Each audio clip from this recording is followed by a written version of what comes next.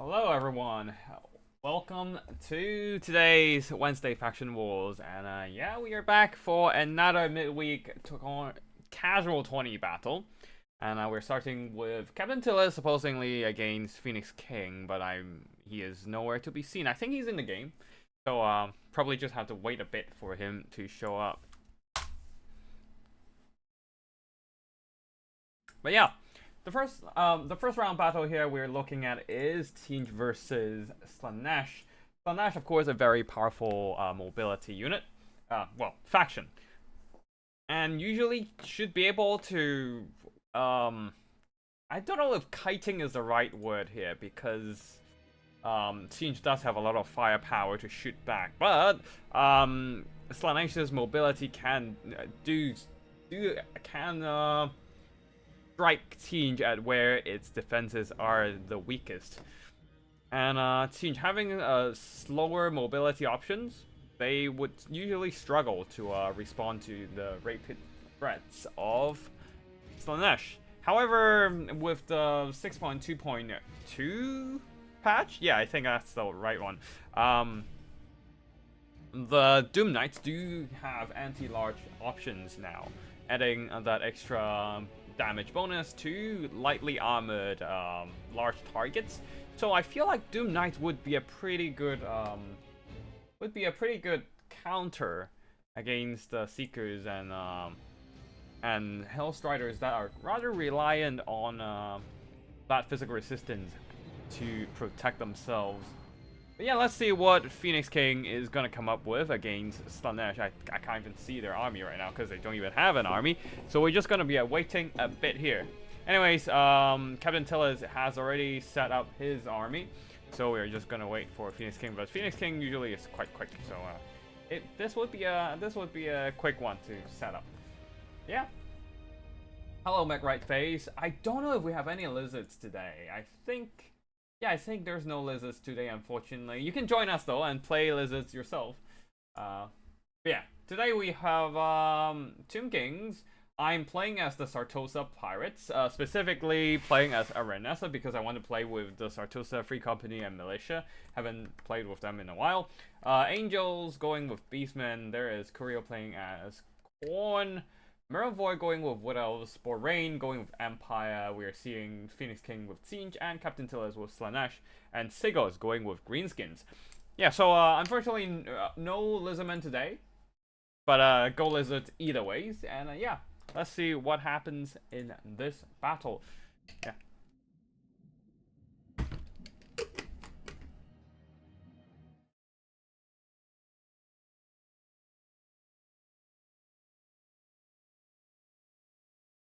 Alright. Looks like Phoenix King is down to the last bit of gold, so we are gonna see some action soon. And yeah. But yeah, hope everyone's having a good week. Summer is over, things are getting cooler now, but I'm in the UK, so the weather is horrible as ever. Raining, drizzle all over the place, and yeah. It's not great to go outside. Best to just stay at home and play some Warhammer right now. But yeah, this week and next week we're doing tournament as usual, but after that I think I'll have to go on a 1-month break from streaming due to some work-mandated travels. But yeah, let's get some action going, and I hope CA doesn't release the DLC while I'm away, because I'll be missing a lot of cool stuff if that's the case. But anyways, let's see what happens here. Slaanesh with Captain Tillers going with Slaanesh, and both sides actually going with that kills Knight option. Interesting enough, I guess Slaanesh, knowing that there's an abundance of magic damage on Teench side, decided just not to bother with their fragile cavalry. Instead, trying to rely a bit more on that armor to protect their mobility. Oh, I haven't played on Ash Plains in a while, I feel like. Yeah, or did they change? Because, I think it's just my brain's screwing with me, because I haven't played on this map in a while. Because I don't remember this little hill area on Ash Plains before. I thought it's a pretty, well, plain, flatland, but there's a hill area. And it is the high ground. Whoever takes this might take the game. No, just kidding. This is not Star Wars. There's no Obi-Wan around the area here. And no, this high ground is too far away from the capture point to actually be of use. Unless you can deploy artillery right on top, maybe. But yeah, it's I don't think it's likely to be of impact here. We're taking some time to load in, which is unfortunately it's the problem of intercontinental internet connections. So yeah. So we'll have to just wait patiently for this.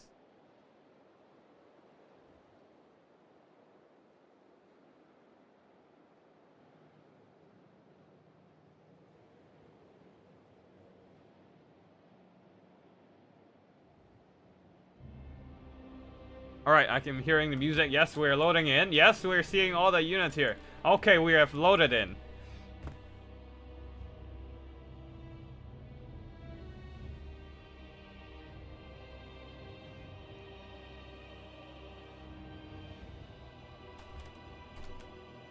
Alright, let's check out the army builds here. Tinge is going with a front line of Chaos Warriors. Very sturdy, as like put Queen Bess up there and fire away. I want to, but the Sartosa pirates are not cheap. Some of them are 400, some of them are more. In terms of gold cost, 450 I think is base cost for the cheapest ones. So yeah, they are kind of expensive. I don't know if I can afford Queen Bess with the Sartosa pirates, but we shall see. Anyways, for the Tinge army, a front line of Chaos Warriors, very sturdy front line backed up by a couple Tinge horsemen and a couple Chaos Knights with lances of Tinge. So going with a lot of armor, a lot of metal here, and in this guy's flying around. Southround Everwatcher Metal Magic. And supported by a Soul Grinder. On the other side, 4 units of Slaanesh Marauder Horsemen. A front line of Devoted Marauders. Some with Hell Scourges, some with just sword. And Chaos Knights on both flanks. So both sides going for heavy cavalry, and in this guy's Chaos Furies. Already you can see the Soul Grinder poking away at the Exalted Keeper of Shadows, who is bringing in Malkov's Mistvine Miasma and Pits of Shades. While on the other side, the Tinge skirmishers are opening fire at the Marauder Horsemen. Marauder Horsemen relies relies a bit on that physical resistance, while the Tinge Horsemen are just tanking some shots with their Tinge, quoting Tequila Sunset Protoss shields. That Tinge barrier there. Chaos Warriors, though, took some shots, I think, from the Marauders Horsemen? Yeah, probably. But nothing too major so far. Keeper of Secret is charging in, but I guess he's just they're just gonna keep getting poked away by that Soul Grinder. And even Sathral goes in for a charge, while the Chaos Knights are clashing against each other. It is a jousting match between the Chaos Knights trying to protect those squishy Marauder Horsemen from the enemy attack. Oh, it looks like there's probably a Warflame lowering the armor of those Tinge Slaanesh Knights, making them more vulnerable on the charge, and then Sathral dropping in as well. But there are some rear charge of the armor-piercing Chaos Furies of Slaanesh, wiping out those Tinge Knights with lances, while over here things were looking quite even originally, but then the Slaanesh Furies are swarming those Tinge Knights. While in the front line there, the Chaos Warriors of Tinge, they are much more sturdy, much sturdier than those Mortal infantry, and they're outgrinding the enemy chaff just fine. But they're getting hit hard by that Pit of Shades. Not that it really matters, as the mobility is getting swarmed here. The Tinge mobility is getting absolutely overpowered by the sheer amount of armor piercing provided by those Chaos Furies of Slaanesh, and the Chaos Knights of Tinge and Slaanesh were kind of even earlier, but I think the Chaos Knights of Slaanesh does have a little bit of that, stats advantage. No, Tinge Knights has a bit more stats, but yeah, don't think it matters. The armor piercing of the Slanesh Furies wipes them. Oh wait, no. The Slanesh Knights do have slight bit of a stat advantage here, and yeah. Anyways. Yeah, you can see a slight bit of a stats difference, but anyways, that doesn't really matter. With the mobility being wiped out on Slanesh side, things are looking quite awkward for Tinge in terms of the troop presence. The single entities are still going strong, although the Soul Grinder is taking quite some damage. Just grinding in the middle of a bunch of troops. And where's the...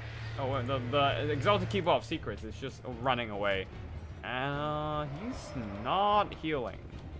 He does not have the healing item, actually. He's just here to Malkoff's and Pit of Shade stuff. Interesting, but yeah. Without the mobility support, the infantry are just getting recharged by the sheer amount of mobility available on Slanesh's side, taking that initiative, taking that control on the battlefield. Chaos Warriors are duking it out, but they're merely holding their ground. They're trying to catch up to the enemies, but the enemies are recharging whatever isolated pockets there on the field. So these guys, who still have quite a bit of numbers, decided to give up on saving their brethren, and yeah, just leaving them to die, very, very Tinge style, if anything, and yeah, casually abandoning their comrades and be like, yeah, you know what, you can go die on your own, and yeah. But yeah, the Chaos Warriors should be able to still hold on to the capture. Oh, nobody bothered about the capture point for the most of the game. So yeah, it is not captured. It is not captured yet. And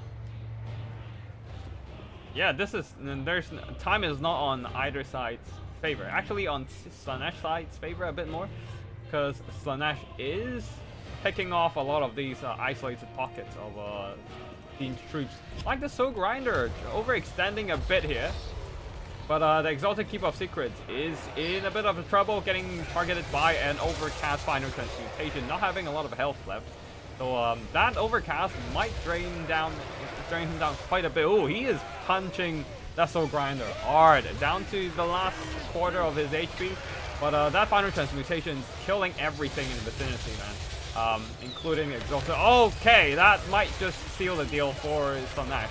Being hit by Final Transmutation and then Bolt of Change. Oh, looks like the Exalted Keeper of Secrets is barely stabilizing his leadership with all the troops around here at less than 500 HP. And there are no assets from Tinge to finish him off. Maybe a Searing Doom, maybe. But yeah, the Slanesh friendlies nearby is boosting his leadership up enough. Oh wait, no, charging is the thing that's keeping him in the fight.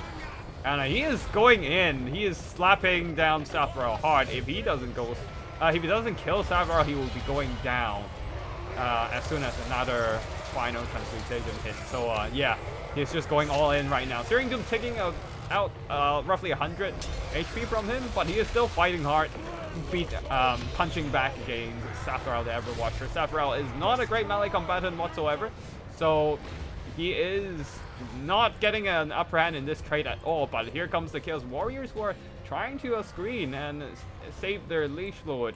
Sathral, though, in big trouble right now, down less than 200 HP on the Exalted Keeper of Secrets. But Sathral is also fading away. Both sides got their Lord sniped, and I think that shall be GG, as Slanesh is taking control of the majority of the battlefield. I've been focusing on this little blob here since it is where the Lord snipe happening. But yeah, Slanesh has been very diligent in cleaning up those Tinge troops, especially when they're isolated, just sending over those Murder Horsemen and Slanesh Furies to recharge them and chase them down. There's only one Chaos Warrior left trying to hold the ground. They have captured the point, but I don't think one lone unit of, well, I guess 2 lone units of Chaos Warriors are enough to win this one. Even without that armor piercing, the Murder Horsemen can just chip them away with all those Javis, especially when the Chaos Furies are here, providing that rear charge with that high armor piercing profile. So yeah, The rest of the Chaos Warriors will be swarmed by a combination of Marauders and Slaanesh Furies. And that shall be GG, I believe. I think. These Siege fighters are definitely not going down without a scrap. But the Javelins and the Furies might just be a bit too much AP for them to deal with. Because Javelins themselves have decent enough AP on their missiles. And you can see their leadership is faltering. And once these guys goes down and gets routed, these guys' leadership is not going to be far away from breaking either. Friendly routing nearby? Frightened by enemy units? No friendly routing. I guess the route didn't happen when they were around. Oh wait, friend routing are coming. But somehow they're still hanging around. Army losses somehow still isn't hitting. So Siege is still holding on to that capture point for some reason. But it's just gonna be a matter of cycle charging, I believe. Yeah, Slash Furries drops down. Hey, Contrarian Codex, doing well, doing well. Just a bit busy with work and stuff, and still haven't been really playing Total Warhammer much lately. But yeah, Wednesday Faction War 0 round 1. That's SLVTZ. Oh, whatever. Typo happens, but whatever. But yeah, GG to both players. But seems like the mobility advantage, the mobility control from Slaanesh is gaining an upper hand in this battle here, especially with that. When both sides have that Chaos Knights with lances charging equally at each other, those Furies rear charging, striking that armor piercing killing blow on the Siege side is really what sealed the deal for the mobility game, for the mobility battle. And with that, the Slaanesh army's mobility advantage starting to snowball there, rear charging and taking out a good chunk of those Chaos Warriors who are kind of isolated and unsupported. The Soul Grinder did a lot of good damage, trying to snipe out that Exalted Keeper of Secrets, but not doing enough, not doing it quick enough. So the Exalted Keeper of Secrets managed to survive long enough to kill off Soul Grinder and send Sathrel into demonic instability as well. And yeah, both sides having some really strong single entity action there, but in the end, the Chaos Furies getting that mobility advantage and starting to poke away at the starting to thin out the enemy troops through rear charges, and kiting really sealed the deal here. And yeah, that is gonna be GG for this round 1. Let's go into round 2, I believe, with all the matches. Oh well, yeah, with all the matches over.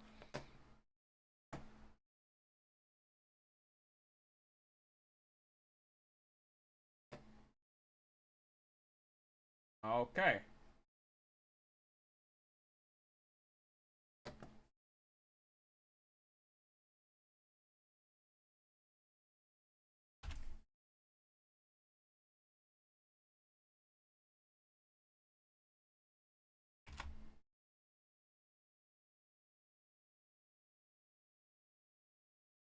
Alright, let's see. Do we have a second round showing up? Alright, cool. In that case.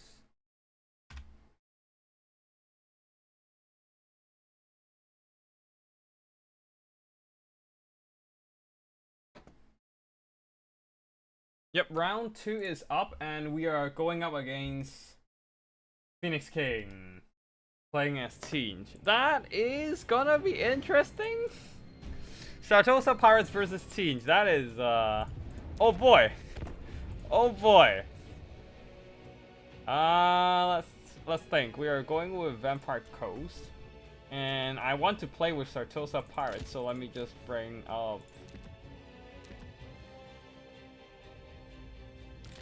Oh yeah, they're quite expensive. 450 gold. I get it. Wait, hold on. Let's compare it with Free Company Militia. Is there a big difference between the two?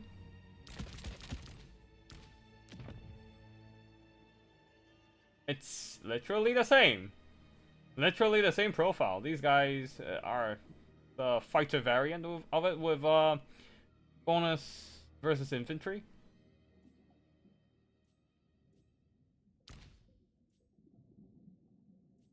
Wait, how do they have lower weapons? Oh, it's probably coming in from the bonus versus infantry. Yeah, that makes sense. But yeah, they're not exactly the best troops on the field, but they do. Hmm.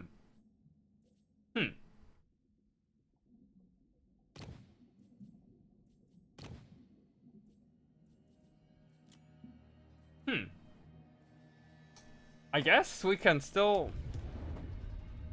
It's still possible to. I think it's still possible to have a fight over. Anyways. Let us just set up a lobby and then we can go and fight Phoenix King's Siege Army then. Map is sort of toggled.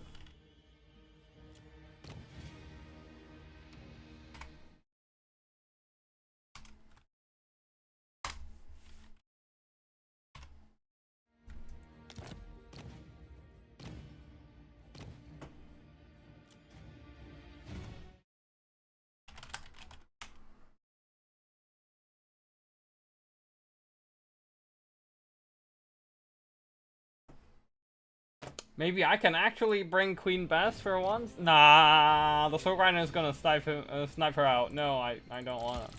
Alright, Sartosa Militia.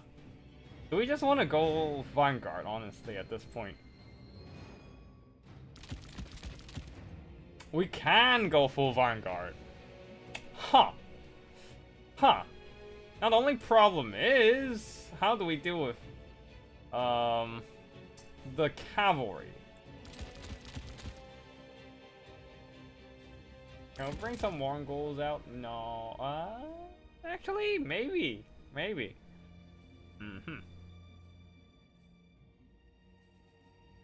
We can try full Vanguard, just because why the fuck not?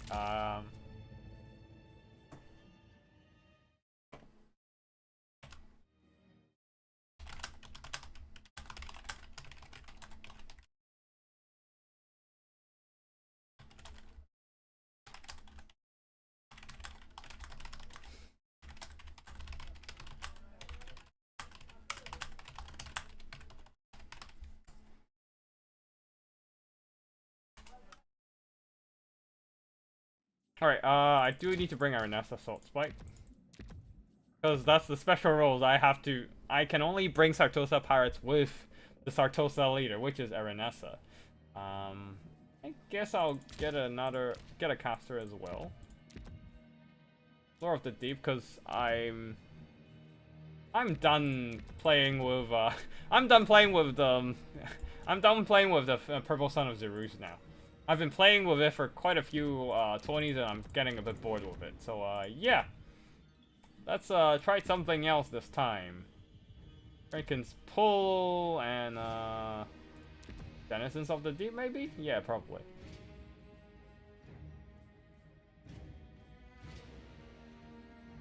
Or I just want to play with Vargeist's Revenge. That would be fun. That would be fun. Taunt Kiss of the Deep. It's kind of useless.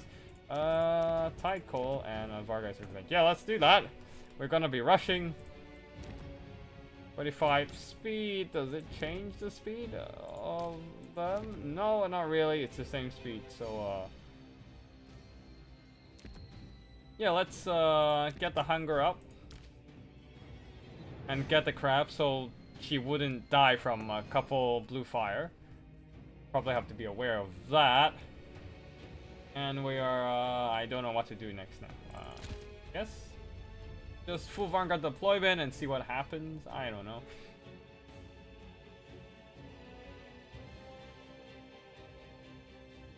Or maybe I can,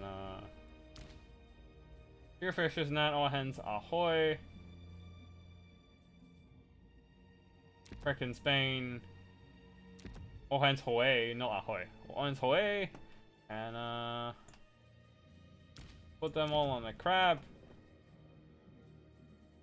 You know what, you don't belong on there. I'll just, cut out an ability. And, get a couple docks. And then I'm out of money! Actually quite perfect, because we are running out of money just as we filled that 20 stack army. Good stuff. Alright, there we go. Let's go. Full Vanguard, Sartosa Pirate Army. let's go.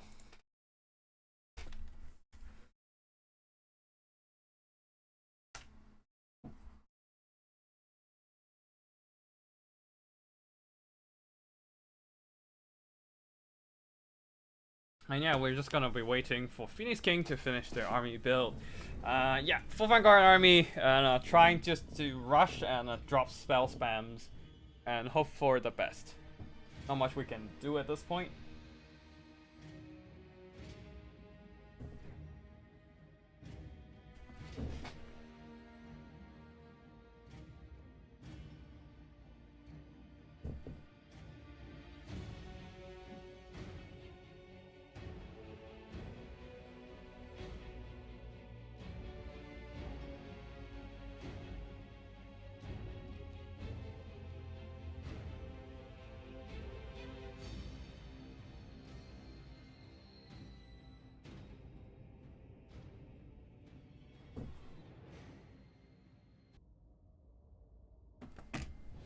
Alright, we are loading in.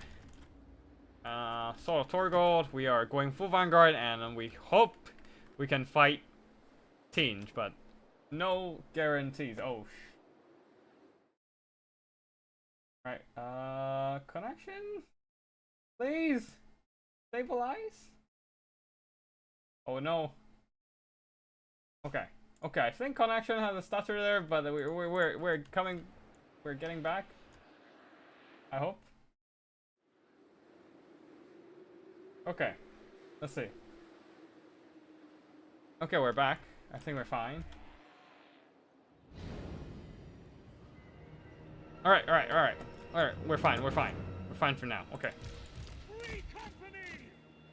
Alright, we are fully Vanguard, so we're gonna go full Vanguard. That's the whole point of this army. Just to jump the other side. Right in their face. Although honestly, this terrain isn't great for our free company and pistol mobs. That's not great. Free company. Ooh la la. Let's just. Our weapons are yours.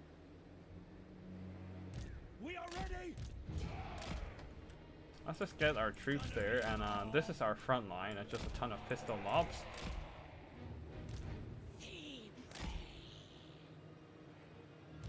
Actually, put these guys at the back. And these guys in the front. And these guys are gonna charge head on. Hopefully, I mean, probably still gonna die, but yeah.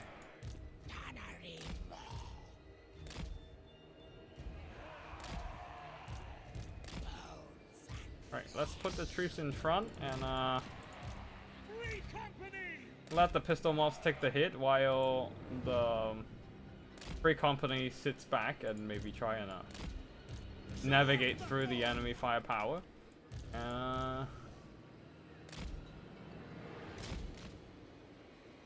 Yeah, the Mongols will be sitting at the back line there, hopefully just ambush the other side. Can you hide, please? No? The forest terrain somehow doesn't hide them well enough. Great. Oh wait, no, hold on. Yes, sir. Does hide them. Come on. Just hide them. You're in the forest. Okay, there we go. Yes, sir. There we go. There we go. Alright, we are hiding away. And these guys have stock, so it doesn't matter for them. And hound. Let's just stay in the forest, you guys. Alright, cool. I think we're ready. This is an absolutely stupid army build, but it's funny.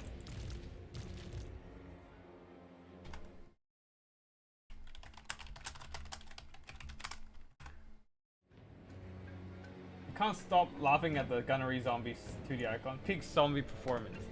These ones? I'm not sure.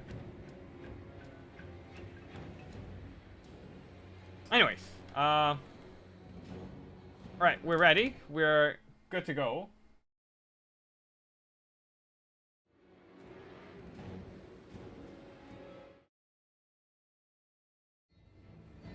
Alright, let's start.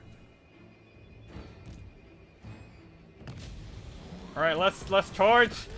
We charge! We charge! No point of vanguard deployment!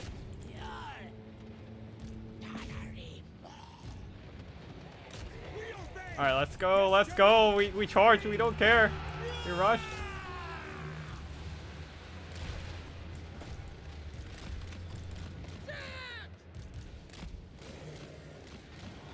Alright, you guys jump them, you guys pull back.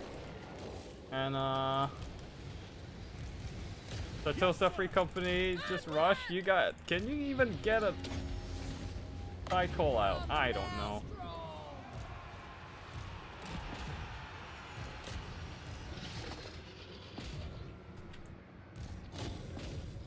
Oh wow, okay, there's the second unit of Furies jumping down on us. Alright, cool, that was not great. Let's disrupt them for now, and you guys come over and start shooting. Some of them are a little bit too out of position, unfortunately. And alright. Some of these guys just got wiped. That was unfortunate.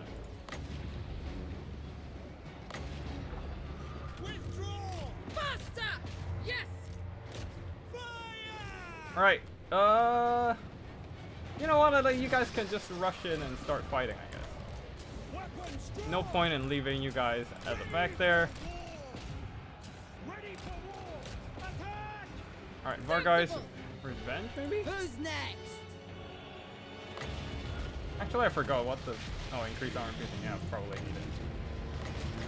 But man, it's such an expensive spell, I need... Oh, the dogs are dead. Damn it. What do you bid? For the Emperor! Weapons drawn! The full Vanguard attempt was a little bit too, oh, wow, you guys are in there. No, get out of there. Get out of there. Is a bit too...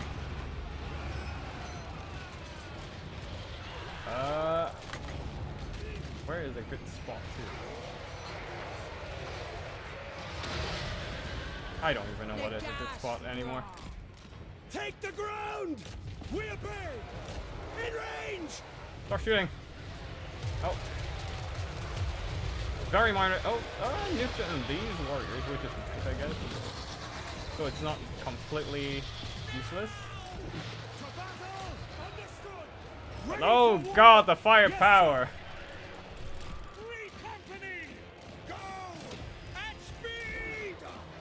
Yeah, and Arenasa's like presence doesn't really help any, which is unfortunate. Moving now. I needed something to kill AP units I don't have. I mean, kill armored units I don't have anything other than Varguy's revenge, honestly, which is the unfortunate bit of the whole thing. Yeah, we'll just see how far we can go with this, honestly.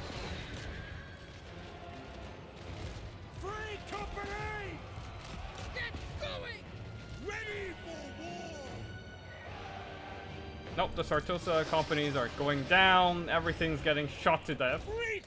I guess if it's against Skaven, maybe. No, Skaven will have Poisoning Globe, which, yeah, it still screws us. And the Gnat has no use here. Simply because. Oh shit, probably should have popped that earlier. And I probably should have just spammed Tide Call instead of trying to stick with Varguy's Revenge. Probably would be a bit more useful here against all the horrors. Get me close. Yeah, it's definitely better against the horrors. Yeah, that was a big oversight. Ready for war. We are ready. Sartosa company somehow still holding their ground. But we are out of troops. Free company. We are ready. War. And everything's getting shot to death. We're scrapping back a bit, but unfortunately the Vanguard deployment was a bit disjointed. A lot of troops are just kind of scattered all over the place. And yeah. That is gonna be GG there. Fleet captain! Probably need more tight call spams instead of a lesson learned. Tight call spams. No, instead of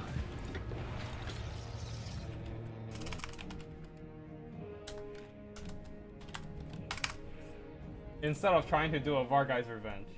You don't know the little ones?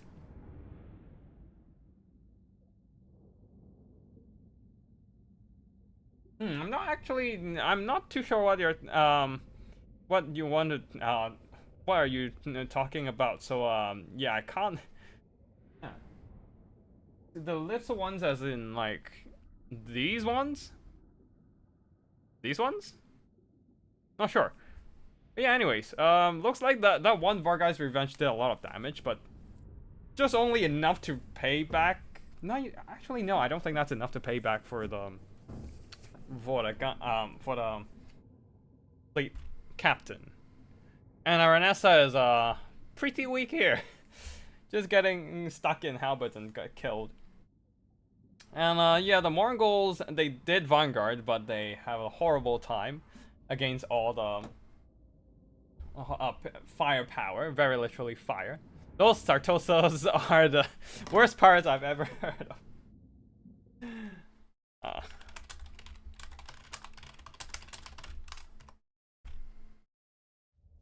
Yeah, these guys are not great in fighting. You can see they just quickly die to those pink and blue horrors. They are probably better for ambushing, but yeah, no, this is not working. Maybe I need to figure out some other ways to play with them. Maybe instead of playing with them, maybe instead of Sartosa Free Company in the front line, we send them in from the rear, while the pistols are just standing in front, trying to like trade in with range fire. I don't know. Actually, that might be a slightly better way to play this. Okay, maybe I'll try it in the next round. Let's see what we're fighting up against.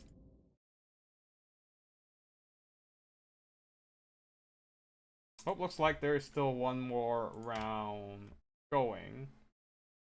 There's still one more battle going, but yeah.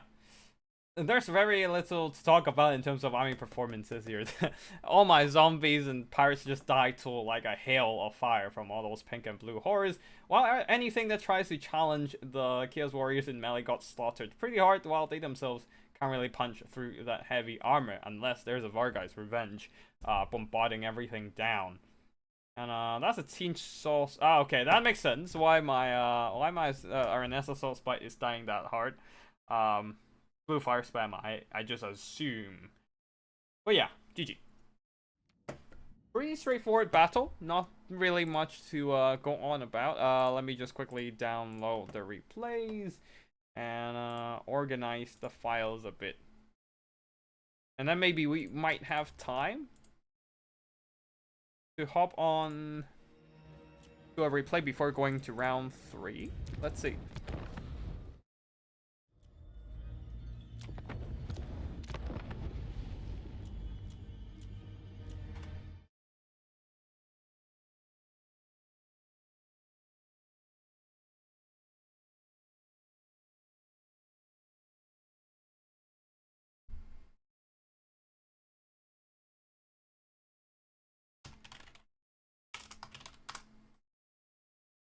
Okay, let's see. Excuse me for a second. Let me just quickly sort out replace. What is this Empire army? Alright, okay.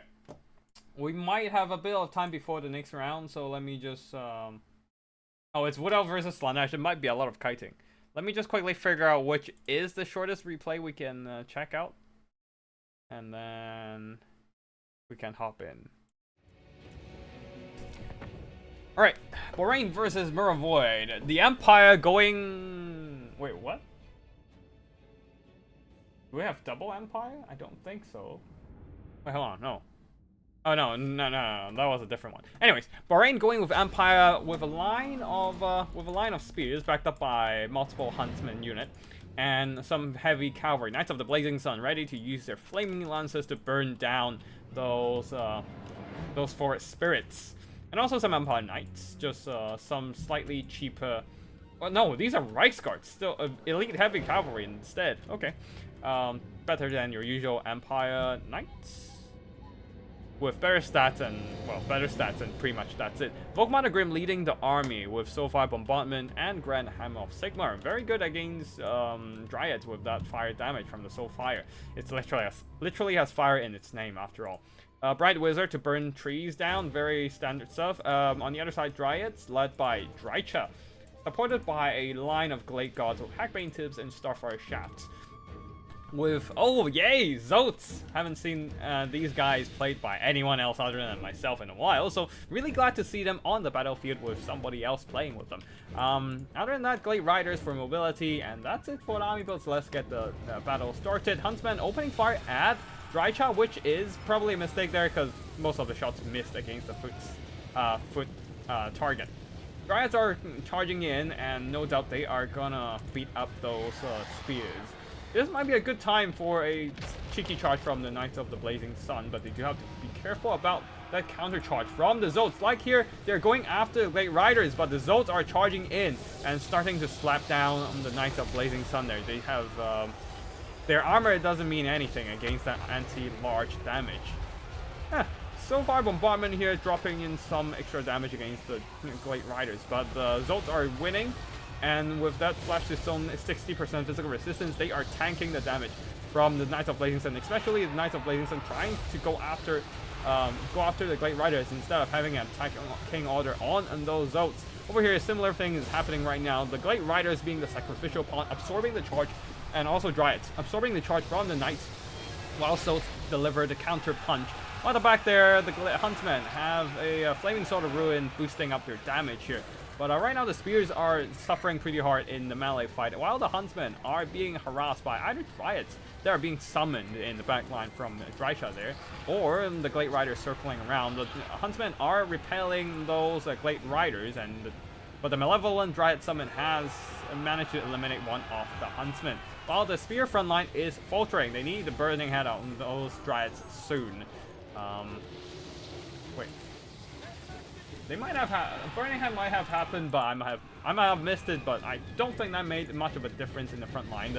Overall, the Spears are still gradually losing that fight in the front line, while the Zotes are unstoppable. The Knights are no match against that physical resistance, juicing up their tankiness. While the Zotes have the anti-large and armor piercing, they need to deliver a devastating blow to those Empire heavy cav. The Knights of the Blazing Sun has been repelled, and they're intruding into the back line. Drycha also just ignoring the front line completely, while Volkmar the Grim is going after the enemy back line. The Glade Riders and the Glade Gods are largely untouched, as the heavy cavalry are being invested to hold off the Zotes, but not too effective in that role.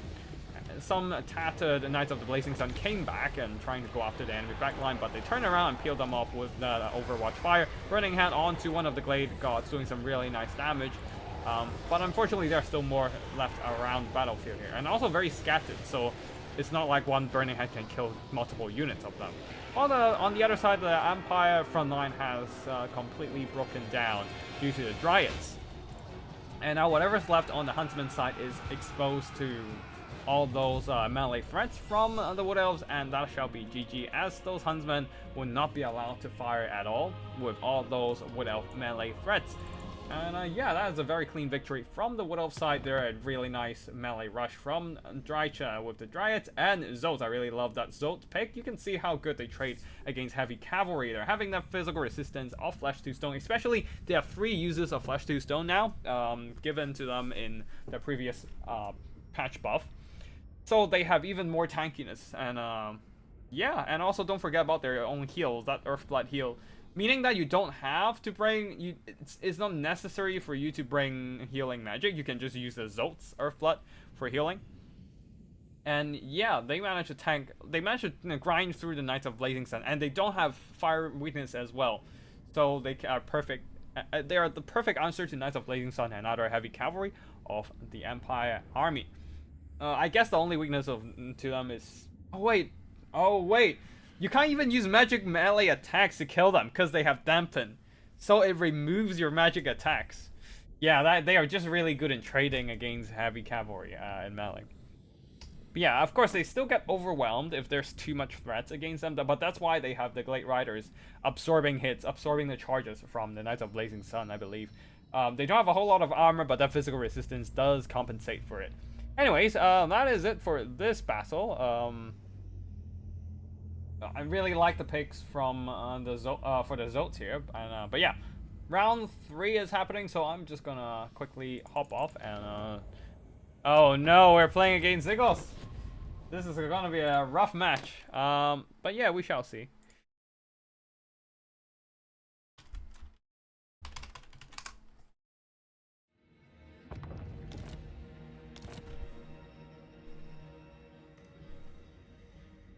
I think Aranessa was sitting in halberds for a bit. Yeah, they did. That was also my fault, actually. They sat in the halberds for a bit, which is why I dropped the Vargai's Revenge. But obviously that was not enough to equalize everything. It did some good damage, but that's about it. I probably should have just spammed, because the main damage comes from the blue and pink cores. So yeah, it was a rough one. But yeah, we're still playing Aranessa. And we might get Kite.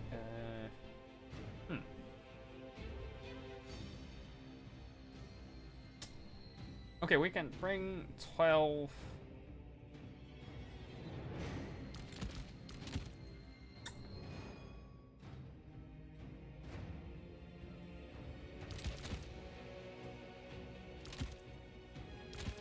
Okay, what if we bring the Gallows Giant to burn everything down on the ground?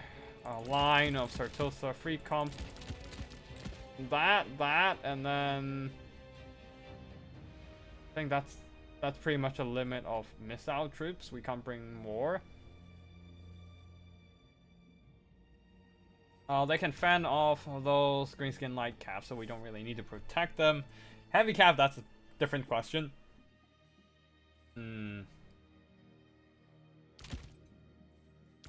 Perhaps and Spearfisher's net. Yeah, in case Spirit Leech, I still need that. Still need that protection. And then I'll bring Lore of the Deep. Whatever.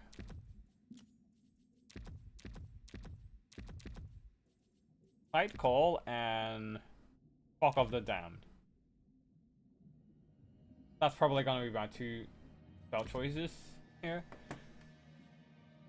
And 1,000 gold left. Let's see what we can do with that.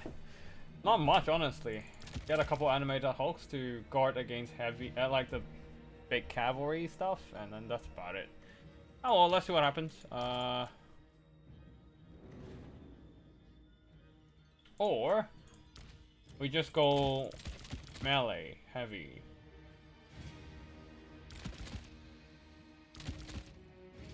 Huh, that might work. Just trying to rush the enemy front line with Wait, this might actually justify Vargai's Revenge, just to rush the enemy front line. If... Oh, no, wait, hold on. What if... Now the question is, what if they decide to just kite me? Oh no. I think that is also very much in character with Sigos to try and kite me. Ugh. That's an annoying bit, I guess. Playing with a gunpowder army. It's hard to deal with. It's not really cost efficient for you to try and fight enemy with. Okay, so our total every combination 90 range. Greenskin cavalry has please.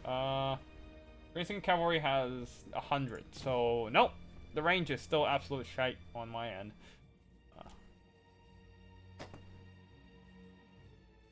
I guess we'll have to bring pistol mobs.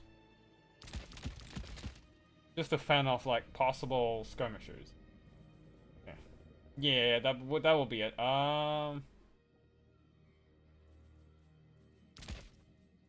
Wait, no. Not double Lamprey's Revenge. Oh, hold on. Huh. Alright, let's see what happens with this one then. Oh, no. Toss this over. Alright,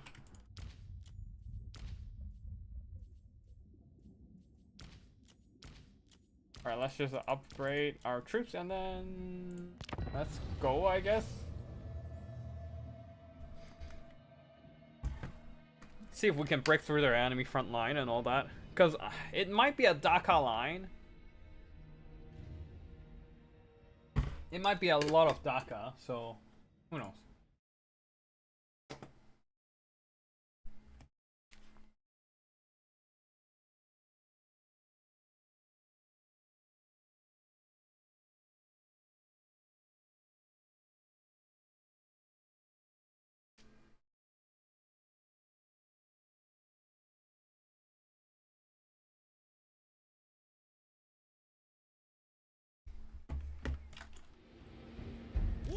And we can once again bring in a little bit of Vanguard deployment. Okay, let's see if we can break with Vargai's Revenge. And then spam tight call and fog up the dam afterwards. Monster rushing time.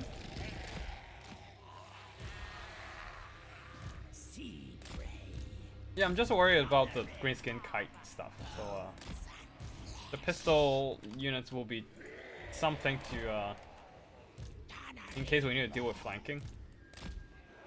Just having a bit more bodies on the field. Maybe I should bring the halberds, honestly. Oh well, whatever. Too late now. Too late now. Master of the great ship. Okay, these are our character single entity blob, and then crabs, and then front line. How convenient. Simple deployment. Alright. Ready as well. Good luck, have fun.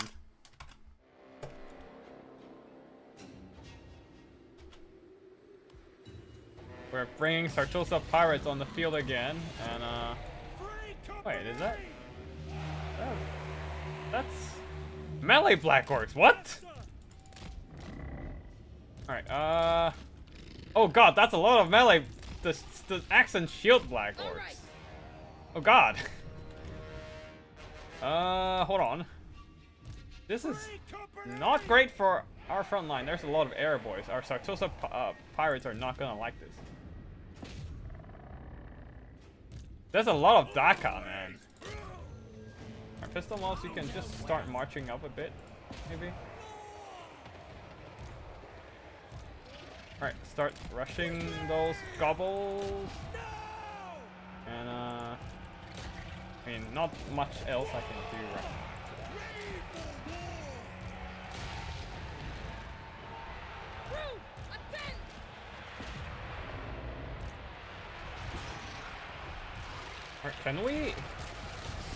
Can we get a proper Vargai's Revenge? I don't think. I doubt we can, honestly. Alright, let's move up. Start rushing!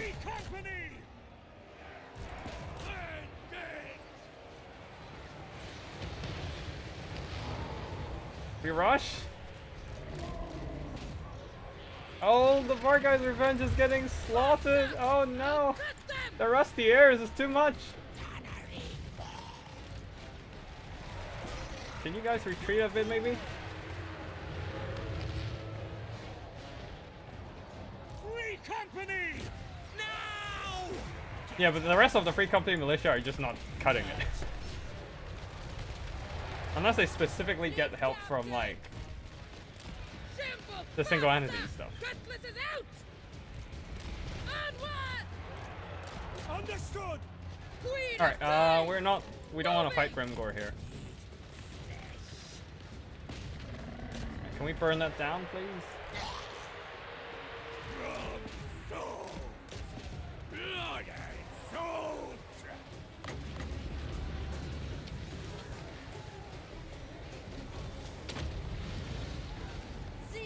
Yeah, too much Daka. We're killing things, but unfortunately the Daka is extreme. We're quite allergic to Daka in general. Lesson learned: don't try to outrush greenskins, or although it's pretty obvious to begin with. Vampire captain! Fleet captain! Withdraw! Alright. Keep burning down everything else. Yeah, I probably need something like mortars to fight them back. Instead of a melee rush. A quite poor attempt at that too. It's a way too sturdy front line for the Sartosa pirates to try and break through. Yep. Yep. That was a brutal defeat. Oh.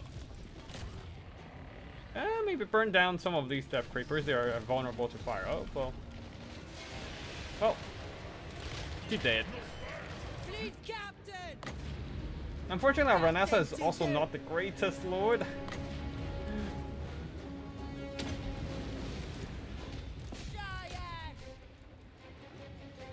Like,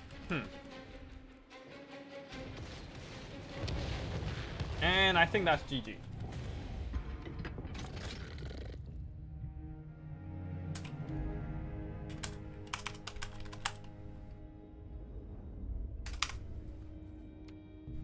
A lot of Daka. The crabs did even worse than I expected. I assume it's the Daka here really coming in handy. These are Savage Orc Air Boys, so they have decent enough AP profile with their shots. But yeah, I did not expect a Black Orc front line to hold the front line. Yeah. If it's any other greenskins, I probably can just break through quickly. But these are Black Orcs with shields, so they are holding.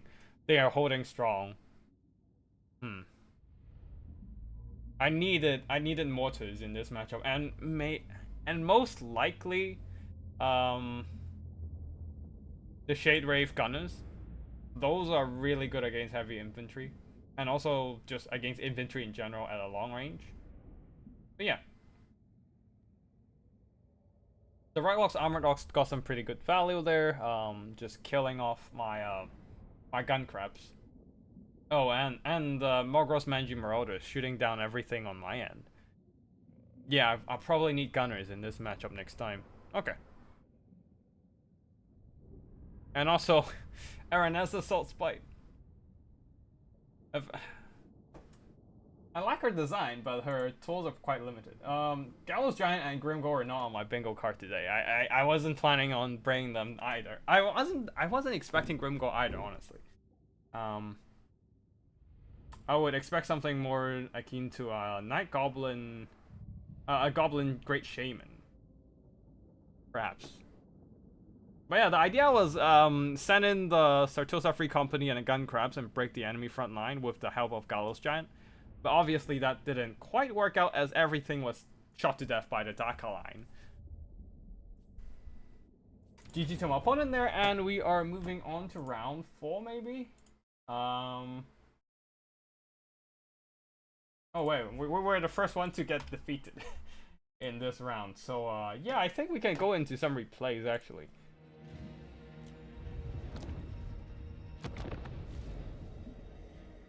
Alright, next up we have... Okay, this is what we cast first, and then Khorne versus Tomb Kings. Curio with Valkia supported by 2 Marauders, 2 Khorne Gores, 2 Forsaken, 2 Skull Crushers, 4 Murder Horses with Ring Axes, and 1 Khorne Fury. And on the other side, 4 Tomb Kings, a front line of Skeleton Spears and Warriors, backed up by a ton of Constructs, Chosen of the Gods, and multiple Ushapti with Great Balls, regular melee Ushapti as well, 2 Sepulchral Stalkers, and 3 Skeleton Horsemen. Leading the army is Khalida. High Queen Khalida here. Where's the caster? A light caster with Net of Amentok and Shim's Burning Gaze. There are one single Skeleton Horse Archers there trying to do some kiting. They do outrange those throwing axes and are quickly chipping away their health. We're gonna fast forward a bit here since the a couple more battles have been concluded in round 3, and we're moving to round 4 soon. Nice spear slot near hitting, thinning out some of the skeleton spears, although the Ushabtis are hammering those Murder Horsemen with throwing axes. They're the biggest threats to the constructs, being the major armor-piercing damager from the Khorne side. Although these guys seems to be mismicroed a bit there, walking straight into the spears and also getting shot by Ushabtis at the same time, taking a lot of damage for nothing in return. Oh, looks like the Skull Crushers are charging into the skeleton horses, but Sepulchral Stalkers nearby, Ushabtis turning around to fire. They are taking heavy damage, and Valkia will be jumping in to interrupt those Sepulchral Stalkers from shooting, but that's not stopping the Ushabtis from firing, which is why the Furies needs to come in and start disrupting, doing some pretty nice damage against Chosen of Gods, and the Skeleton Horsemen will be coming back to peel them off. Ushabti, with their melee weapons, are pulling out their giant, what is it called again? I forgot the name of the weapon. Yeah, pulling out their giant swords and start slashing down those Skull Crushers as they are running low in health, but the Skull Crushers are, of course, Skull Crushers. They are not going down without a fight. Marauder Horsemen with throwing axes are chipping away the enemy's health with their range fire, but these Marauder Horsemen seems to be in a bit more trouble, being tied down by Ushabtis and melee. Yeah, both sides getting some good trades, some bad trades. Although these Chosen of the Gods doesn't seem to have their trouble ending just yet. Marauder Horses are trying to get some throwing axes onto them to chip them away, which is why the Skeleton Horses are there to screen off the enemy troops. Ushabtis as well, with Khalida fighting Valkia the Bloody. Just duking out, two ladies duking it out, and seems like Valkia, despite having anti-large, is kind of losing this battle. I think Khalida doesn't have anti-large specifically, but she still has armor piercing when she's on her snake, so yeah, getting some good damage done on Valkia, while the front line wise, Khorne of course is winning, but the Ushabtis are holding on, slowing down the enemy advance. Although the skeletons are mostly crumbled down, and Khorne Gors are free to start intruding into the backline and shut down those missile constructs. The Sepulchral Stalkers are firing at them, but they're good at dealing with low entity count units. Ooh, nice Spear Slobnir, blasting away some more skeleton spears there. And Sepulchral Stalkers, these guys are trying to fire at the Khorne Gors, but they ignore the Skull Crushers, and they're paying the price for it, as they have been charged from the rear there. The Skull Crushers are punching them down hard. Even some Marauder Horsemen are rushing in. I don't know if they have gotten a charge order on them, but yeah, I feel like they are taking a lot of unnecessary damage in this instance. I guess they just want to tie down the Sepulchral Stalkers here. Wait, where? Oh, Khalida and Ushabti still hunting down Valkia the Bloody, who has turned on a Demon Shield, making herself invulnerable for now. The Skull Crushers, they have mostly done for by now, but they have done some damage, not enough to earn back their valor, but some damage. Most importantly, just tying down those Sepulchral Stalkers, denying them from continuing to shoot. Same goes for the Forsaken and Khorne Gors now, going after the Ushabtis with Great Balls. Ooh, looks like there was a Sword of Khorne earlier, but unfortunately, there's not a whole lot of units nearby. Only killing some skeleton spears, but that's about it. The Ushabtis are mostly unaffected. Not having Khorne Bulls really is hurting those Khorne army quite a bit. I haven't really seen Shim's Burning Gaze or Net of Embers. Maybe I have just been neglecting the spell casting. But yeah, Valkia is not having a good time fighting up against multiple. Valkia is really weak to getting surrounded. Not the most insane melee. Oh, a very lethal net right now. Oh wait, nope, never mind. Originally pinning down Valkia, but the attacks from the Ushabtis pushing her out of the net range. But either way, it seems to net down the Marauders and the Skull Crushers, and they're being finished off by High Queen Khalida. On the other side there, Forsaken and Khorne Gors are still just going after the enemy Ushabtis. Ooh, they have killed one of them. Oh wait, no, going after missile constructs. The Khorne Gors here managed to finish off the Sepulchral Stalkers.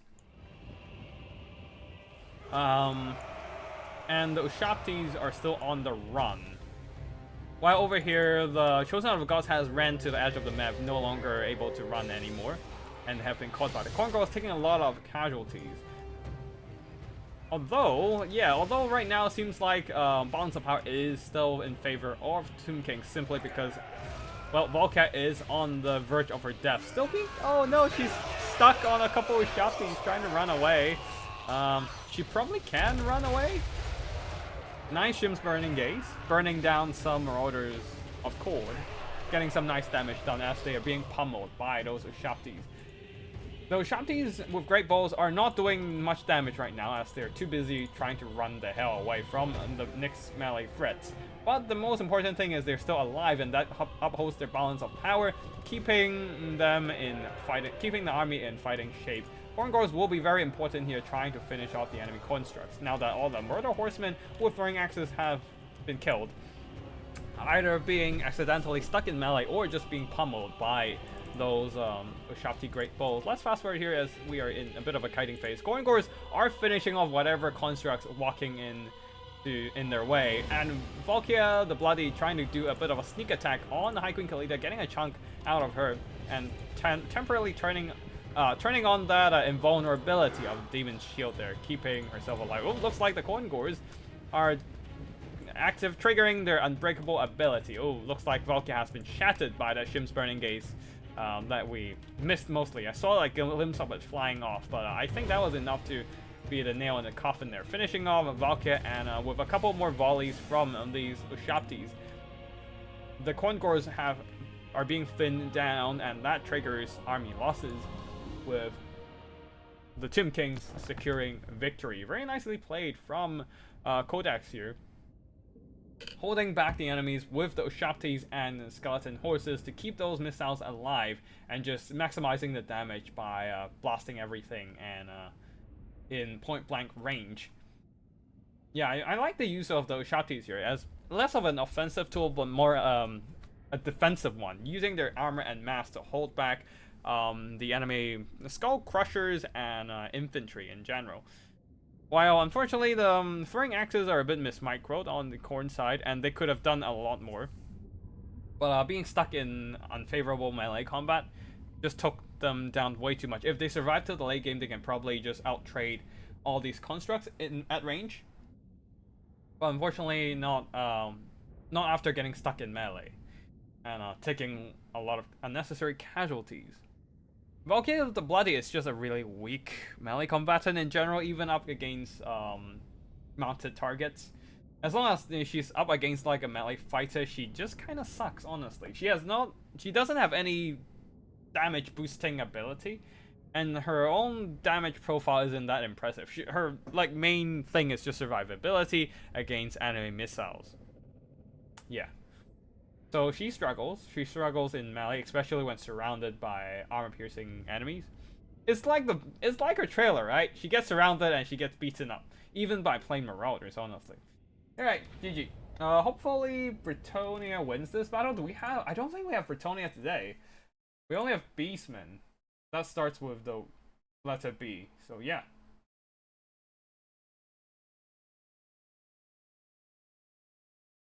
Oh, wait, hold on. Do we have round 4?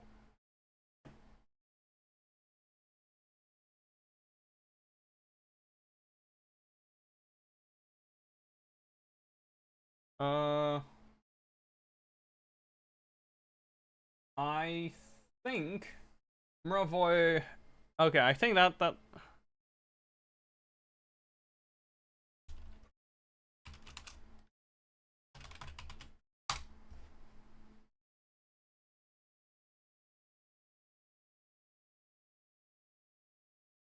Okay, we are down to. We are in round. Oh boy. We're in round 4 now. How do we make the Sartosa Pirates work at all? This is against Khorne. And as soon as they bring out the warriors, I'm screwed. So this is bad. This is very, very bad.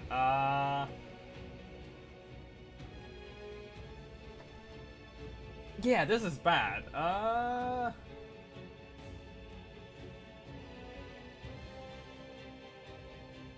Maybe I just need 8 Sartosa Pirates. I mean 8 pistols, 4 Sartosa Pirates and 4 pistol mobs. Maybe? God. Okay, anyways, let's find our opponent, Curio, there. And get into the lobby.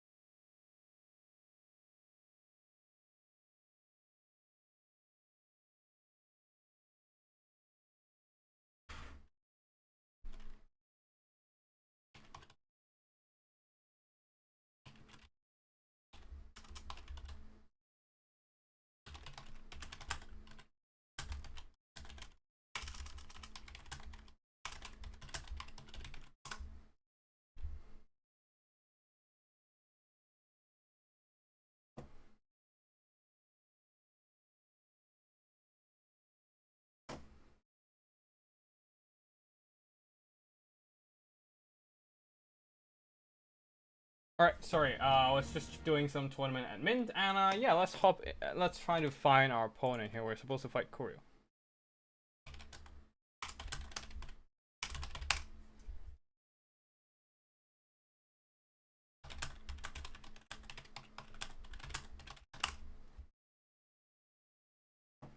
Alright, seems like the connection between Contrarian Codex and the Phoenix King was pretty bad, so they tied their battle.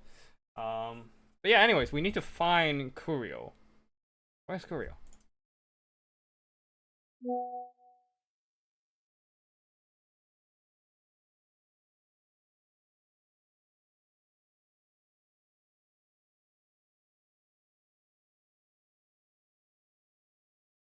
Alright, looks like they have a lobby, and we're hopping over. So, we're going up against Korn. We are probably getting rushed to death.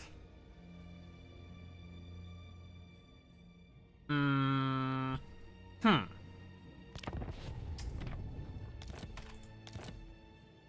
hold on. Yeah, there we go. We're in. Typo in the password. Okay, cool. We are going up against Korn. We are not bringing Sartosa Free Company, but we are keeping the pistols. And we're bringing even more pistols, and then the problem is, how do we survive the frontline onslaught? Death Gods. And maybe Bloaty Boys?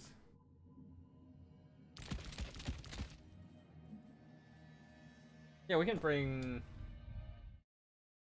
Okay, Fruit Roost should allow us 12 missile units. Oh no, we don't have enough funds. Never mind. Sartosa. Just bring her on foot. Turn off my non-snock luck. Yeah. Kraken's Bane, Spearfish's Net. All hands away. Away! The crabs are not gonna be useful here.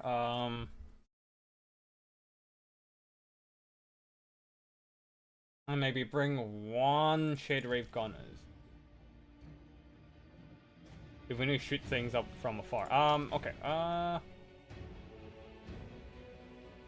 Night Cold Varguy's. Let's not deal with Varguy's Revenge. On Hunger.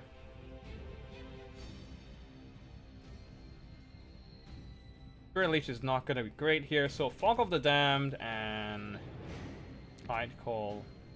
Yeah, don't bother about Varguy's Revenge, honestly. Hunger. And just 2 food characters, and I need some mass, so probably just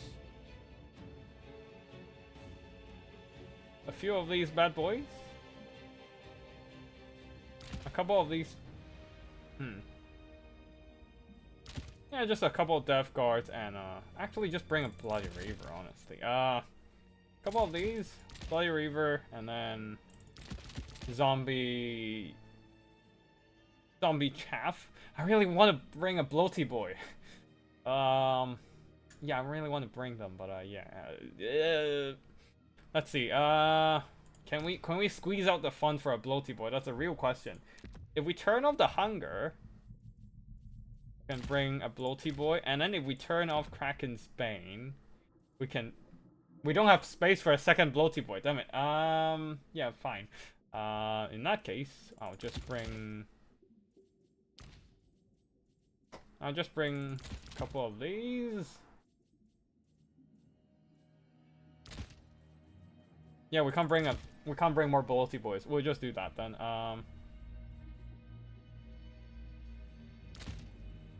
Wait, actually.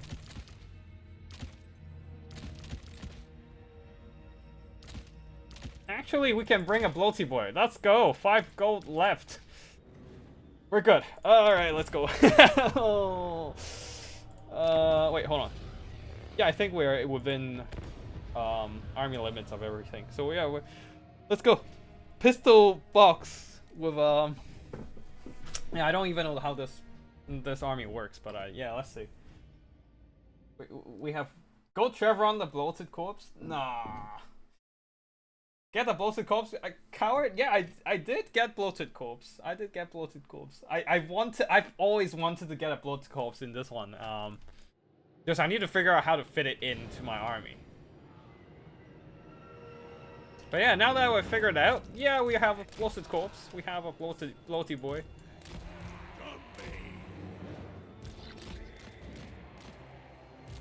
The problem is I might actually just kill my own troops with the bloaty boy. That's the main problem here. Anyways, pistol mobs and Free Company Militia. They have way better stats, but they do break. So that is a problem.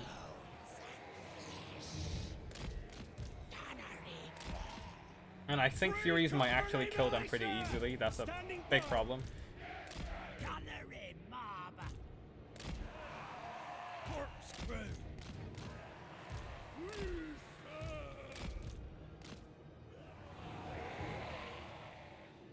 But yeah, we don't really have much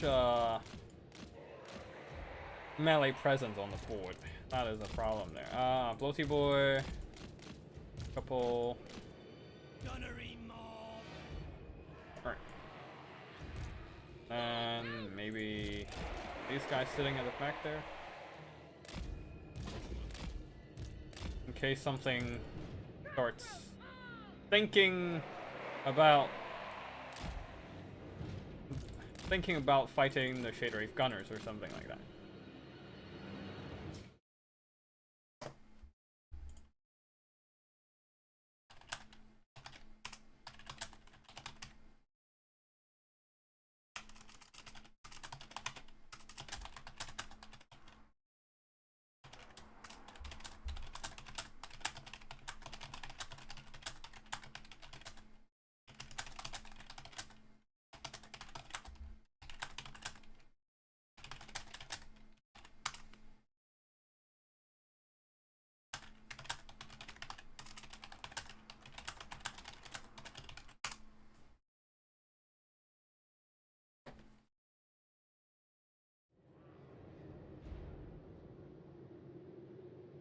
Alright, I think we're ready.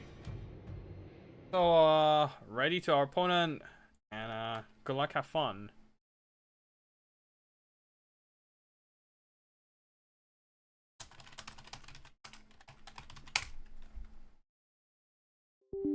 This is a fight between ladies.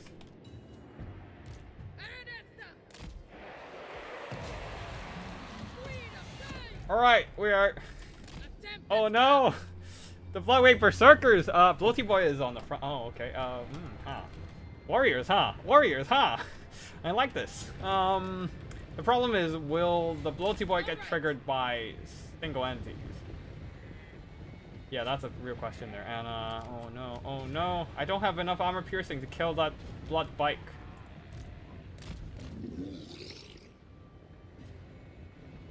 I really want to get to the warriors though. But yeah, we'll see what happens. The pistols should be able to deal with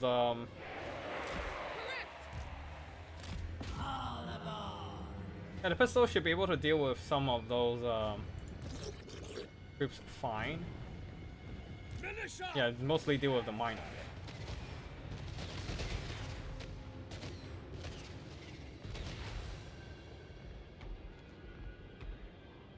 Watch me see further. Bonding action. Militia! Announce Alright, chosen. please snap that down. Ready for war! For the Emperor! Free company militia! Alright, start pistol, we'll start shooting that. Run away! Run away! All ranks, fire! Please stop. Oh no! Right in the middle of the minos! Well, and also damage my death gods. Great. Great times. Great fun. Right, shoot them, I guess. Free company militia! Fight that, and then you guys can go and fight those. Minos are dealt with. We can just send our death gods to the front line then. Oh, Valkia, why are you the— oh god. Oh god. Valkia, get out of there. Power and death. Of course. Nagash raw. Oh man, mistakes were made.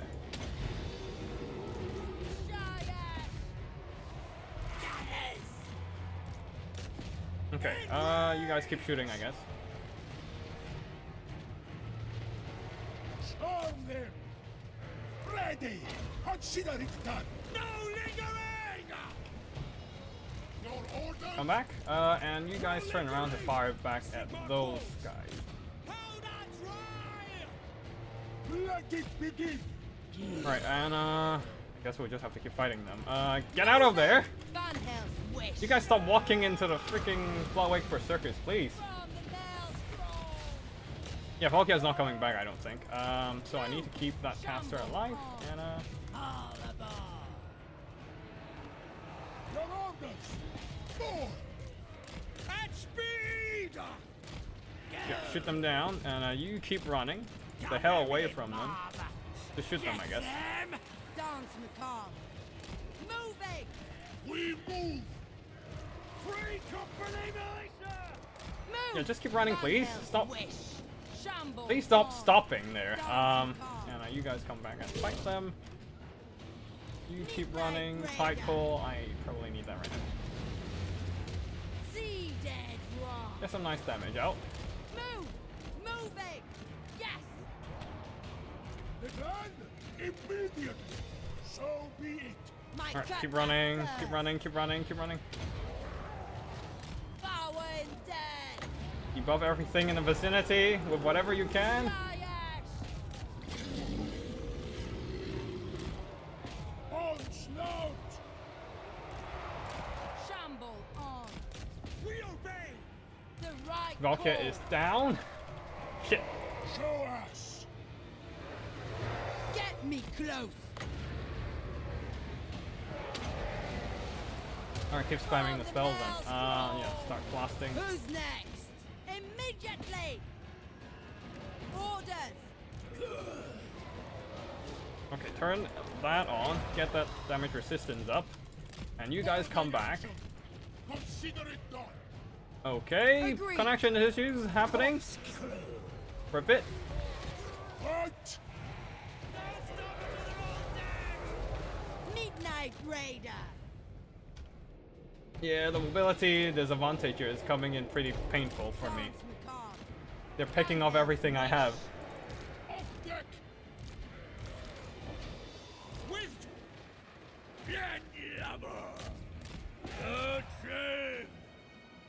Get me close. Blood charge! Yes! Oh no! Leading action! I don't have the damage resistance. I've got nothing to counteract that.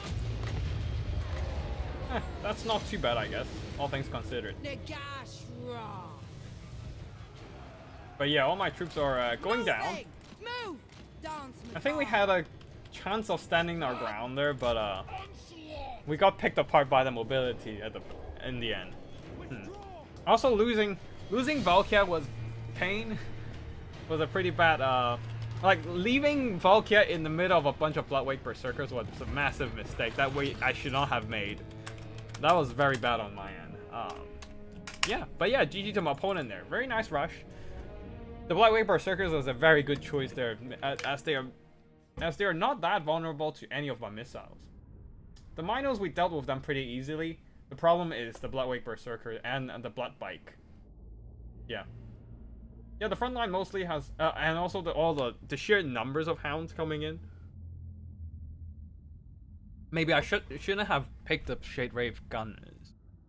Instead, just get the crabs and just completely ignore the aspect of range damage and try to fight them off in melee. The Death Gods did okay. Of course, up against Bloodwake Berserkers is just a bit much over their pay grade. I don't have any good tools to fight the Bloodwake Berserkers other than trying to pin them down with the net and blast them with pistols, but yeah, I don't have any good opportunity for that. But at least the Sartosa Militia earned back their worth. Not only can they shoot stuff, killing off a bunch of Minos, they can also stand their ground for a bit, not for long, just a bit against Chaos Warhounds. If they got jumped by 2 units of Warhounds, they still die, but I think they did okay. At least they paid back for their value. The rest of the army not so much though, especially not the Shade Wraith Gunners and the Accidental, and the Bloated Corpse, who stood a little bit too far in the front line there and got triggered by the Minos. Yeah, maybe I should just go Chevron it, honestly. But yeah, GG to my opponent there, very nicely played. I really like the choice of the Blood Bike, actually. Just quickly punching through the front line, getting to disrupt the enemy back line. I also made the mistake of not having any handguns, so I couldn't really capitalize on pinning down on the Herald of Khorne earlier.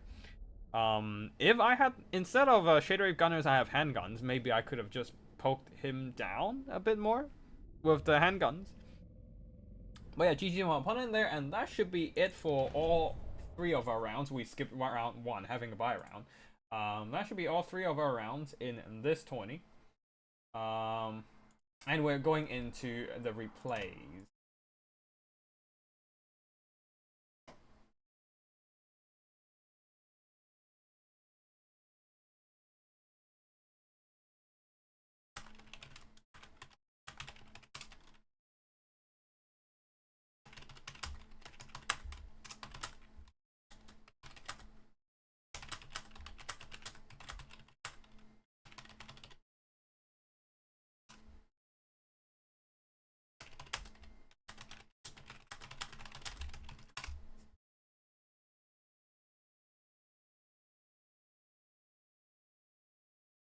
Okay, I think that is all for our live battles. It is just gonna be replays now. Let me just start checking if we have any more replay files on.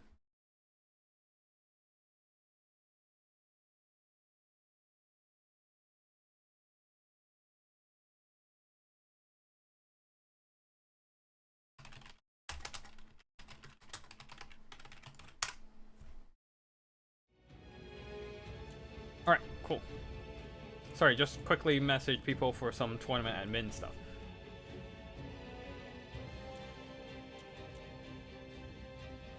Okay, we watch these 2, so we can skip that. Alright, next up we have Beastmen versus Greenskins, 2 savage factions. Angel with a lot of Khorne Gores. 5 Gore Hurts. They're the dual weapon ones, so with extra bonus. 4 Khorne Gores and 3 Minos with shields? Yeah, I think these are the shielded ones. Yeah, they are prepared for the Greenskin Daka. I don't see the Butchers of Kalkengard though. So yeah, that would, the Butchers would be cool with their regeneration, but yeah, and also Terror. But anyways, Doom Bull and leading the army supported by Brave Shaman of Beast with Flock of Doom and Amber Spear. So a lot of AoE damage abilities. On the other side, for the Greenskin Gobbles in front line, and a lot of Daka once again at the back. Multiple Savage Orc Arrow Boys with a Ruglux Armored Orcs, supported with some big ones, one of them the Savage Orc variant. So quite a bit of anti-large to hold the front line. It looks like the Greenskins today are going with a bit more of a Daka line with something to hold the front. a bit more of a balanced approach instead of going full melee. So interesting to see that here. Let's see. Wait, hold on. This is round 1 actually. Yeah, this is a battle from round 1. At the back there with Savage Orc Boar Boys protecting the rear, and Savage Orc Boar, yeah, Orc Boar Biggins as well mixed in. So quite a bit of a, yeah, quite a bit of a balanced army combined arms tactics for the Greenskins. Night Goblin War Boss with Fermented Fungi, Tormentor Sword, and Spite of the Bad Moon. With, of course, the Greenskins signature skirmishers here. Seeing that the Beastmen have no range assets, the Death Creepers are very safely just approaching the Greenskins, the Beastmen formation, trying to chip away their health from afar, shooting at the Corn Gores to begin with. For the spell support, I can't seem. Yeah, right here, Orc Shaman with Brain Burster, and here we go. So a little bit of AoE damage, probably good for clearing out these kind of infantry blobs, and of course that melee attack buff, massively boosting their damage potential against any targets, honestly. Savage Orc Boar Boys going in from the flank, trying to charge down the Gorehordes before they make contact with the rather fragile Goblin Spear line. And at the same time, Savage Orc Air Boys are opening fire, chipping away the unshielded Gorehordes. These are Gorehordes, so they do not have shields. And as you can see here, Gorehordes are devastating those Goblins on the charge. So this means the Orc Biggins will have to respond to these melee threats. However, all the investments into cavalry and missiles means that they don't have a whole lot of front line, with only 3 actual good melee units in the front line, who are already overwhelmed with the sheer numbers of Gores, and yeah, just Gores mostly, and Minotaurs, just overwhelming them from the front and from the flank, taking a ton of damage, being completely surrounded. These guys are doing a little bit better, the Savage Orc Biggins. Not only do they have physical resistance because of their war paint, but also just not being flanked from the side is very important here. In the front line though, the Dome Bull is smashing apart these Orc Biggins, who is being dazed and with reduced melee defense, and on top of that, 3 units of infantry are swarming 1 unit of Orc Biggins. So yeah, they're not having a good time whatsoever. Savage Orc Boar Boys are very much needed in the front here to just stop this flood of Gore herds coming in, Corn Gores and regular Gores both included. And at the same time on the side as well, Minos with shields and Gores combined together, absolutely smashing the front line there.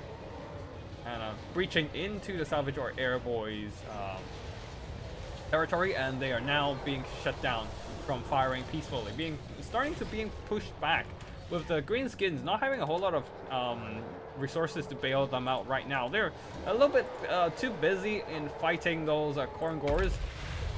But the problem is they're stacking on top of each other a little bit too hard. And on top of that, Corn Gores, remember, they do activate that unbreakable effect once their HP drops down to less than 50%. So all the charging they're doing right now, yes, they're doing a lot of shock damage to Corn Gores, but they're not breaking them and taking a bunch of damage as the Corn Gores are fighting back, and also blobbing too much for a brilliant Flock of Doom from those Beastmen units. And yeah, the missiles from the Daka line from the Greenskins have been mostly shut down. The Beastmen are in full control with the rush just absolutely flooding all positions on the Greenskin side, doing some substantial damage. And yeah, and the Greenskins are unable to fire back. Their main damage potential lies in their cavalry and their missiles, but the missiles are shut down. The cavalry are a little bit weak in numbers, especially when they're now being stuck in a melee fight against a bunch of Gorehordes. And now Corn Gores are flooding in. There are Minotaurs coming in from the side as well. These Savage or Boar Boys are soon to be routed. And they're quite close to the white line at this point. Anything that gets routed will quickly reach the white line, being seen off the battlefield. Gorehordes continues to chase down the Savage Orc Air Boys, but the main problem isn't really them, as they're being recharged by the Broken Tusk Mob. It's the Flock of Doom continuously draining down those remaining Greenskins. But yeah, the War Paint also doesn't help at all against this kind of spell damage, and they're slowly being chipped away. We're gonna fast forward here, as it is pretty much a cleanup stage here. All the Greenskin Daka line is gone, and yeah, the Goreherds should be able to out-trade everything in melee against the Greenskins. Block of Doom continues to drain away the gobbles, and surrounded by enemies, the Night Gobble War Boss also gets defeated. Especially these are halberds chopping away at the Night Goblin War Boss's Squig Mount. Yeah, he's on the Squig Mount, so he is technically a large target despite being no bigger than a Black Orc. But yeah, that is gonna be it for this one.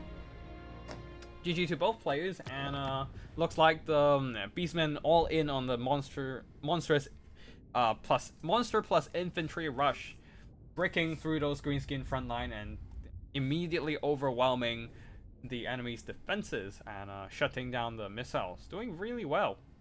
Oh, these Corn Gores did really well, killing a bunch of cavalry, no doubt. Even if they are being surrounded by enemy cavalry, they will hold on due to that unbreakable effect.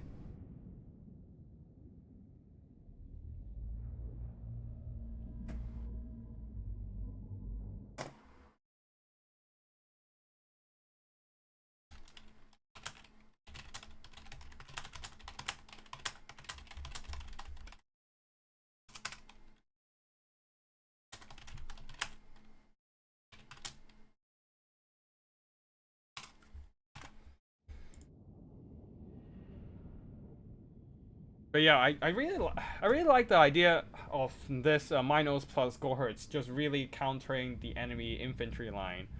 The Gobbles stand no chance against this 1-2 punch, and even the Orc Bacons, who does have better melee stats, more HP, and bonus versus large, also got crushed.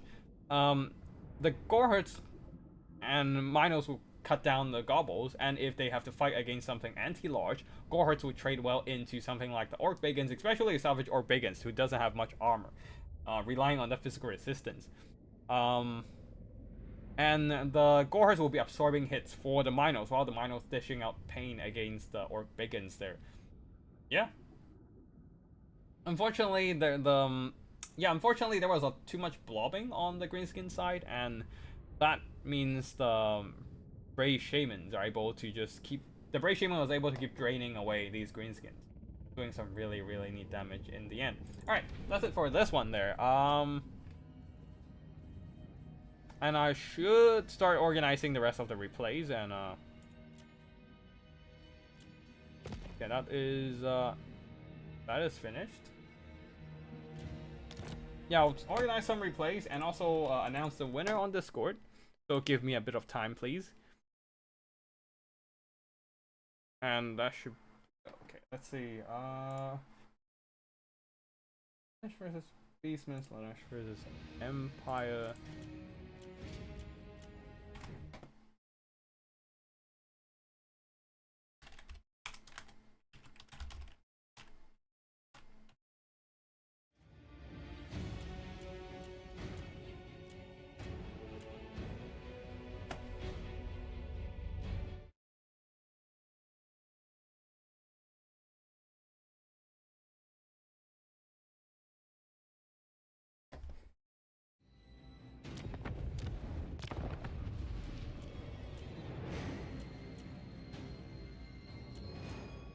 Okay, I think that's all the replay files.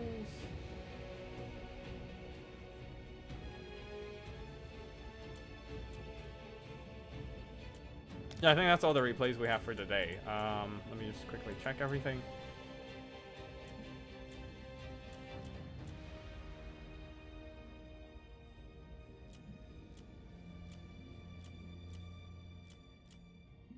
Yep, that should be fine. Okay.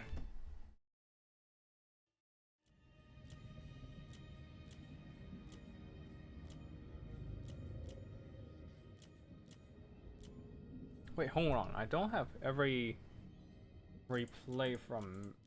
Do I not have any... I'm gonna be missing a couple of replays from Mirror of Void. Give me a second.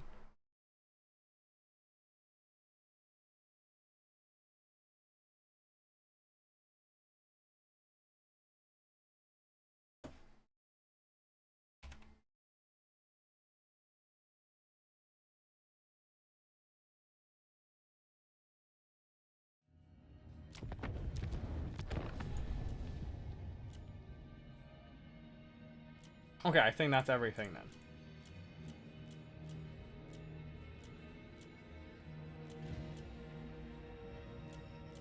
Yeah, we do have quite a few replays to go through, so stick around. Give me a second to announce the winner on Discord, and we'll be going back into the replay casting.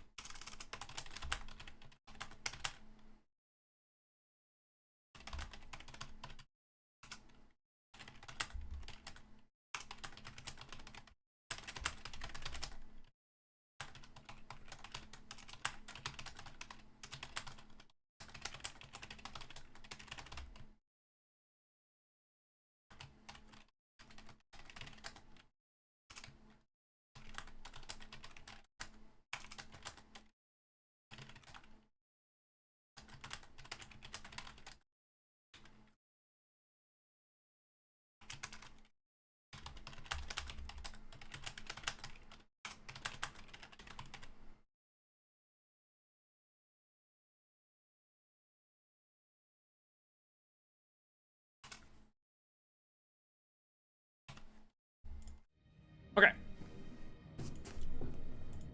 Alright, back to... Oh, wait, these two seems to be the same game. Let me just delete them. Alright, cool. Next up, we have Khorne versus Empire, and Empire going with great swords. Oh boy, can Karl Franz make this one work? Great Swords has traditionally just been underperforming in, well, every single battle. So I don't usually expect them to do good, but maybe Borain can have figured out a way to play heavy metal Empire with great swords and Knights of the Black Rose and heavy cavalry in general. Actually, let us go through his army build, the front line of great swords, trying to out-trade the enemy in melee, with a bunch of heavy elite knights backing them up. Knights of the Black Rose, raw Altdorf Griphites, silver bullets providing some solid armor-piercing firepower, Reichsguard, and that's a lot of investment into some very elite Empire troops. And Karl Franz is not going on Deathclaw, instead just on a regular Pegasus. So yeah, Karl Franz skimming out the budget on Karl Franz. He does have Galmara, so he still have that very solid armor with Reichland Runefang boosting his troops' melee attack. I assume just trying to make them more effective in melee. And I think I saw a Celestial Wizard with Curse of Midnight's infantry rush, trying to crush that Empire front line.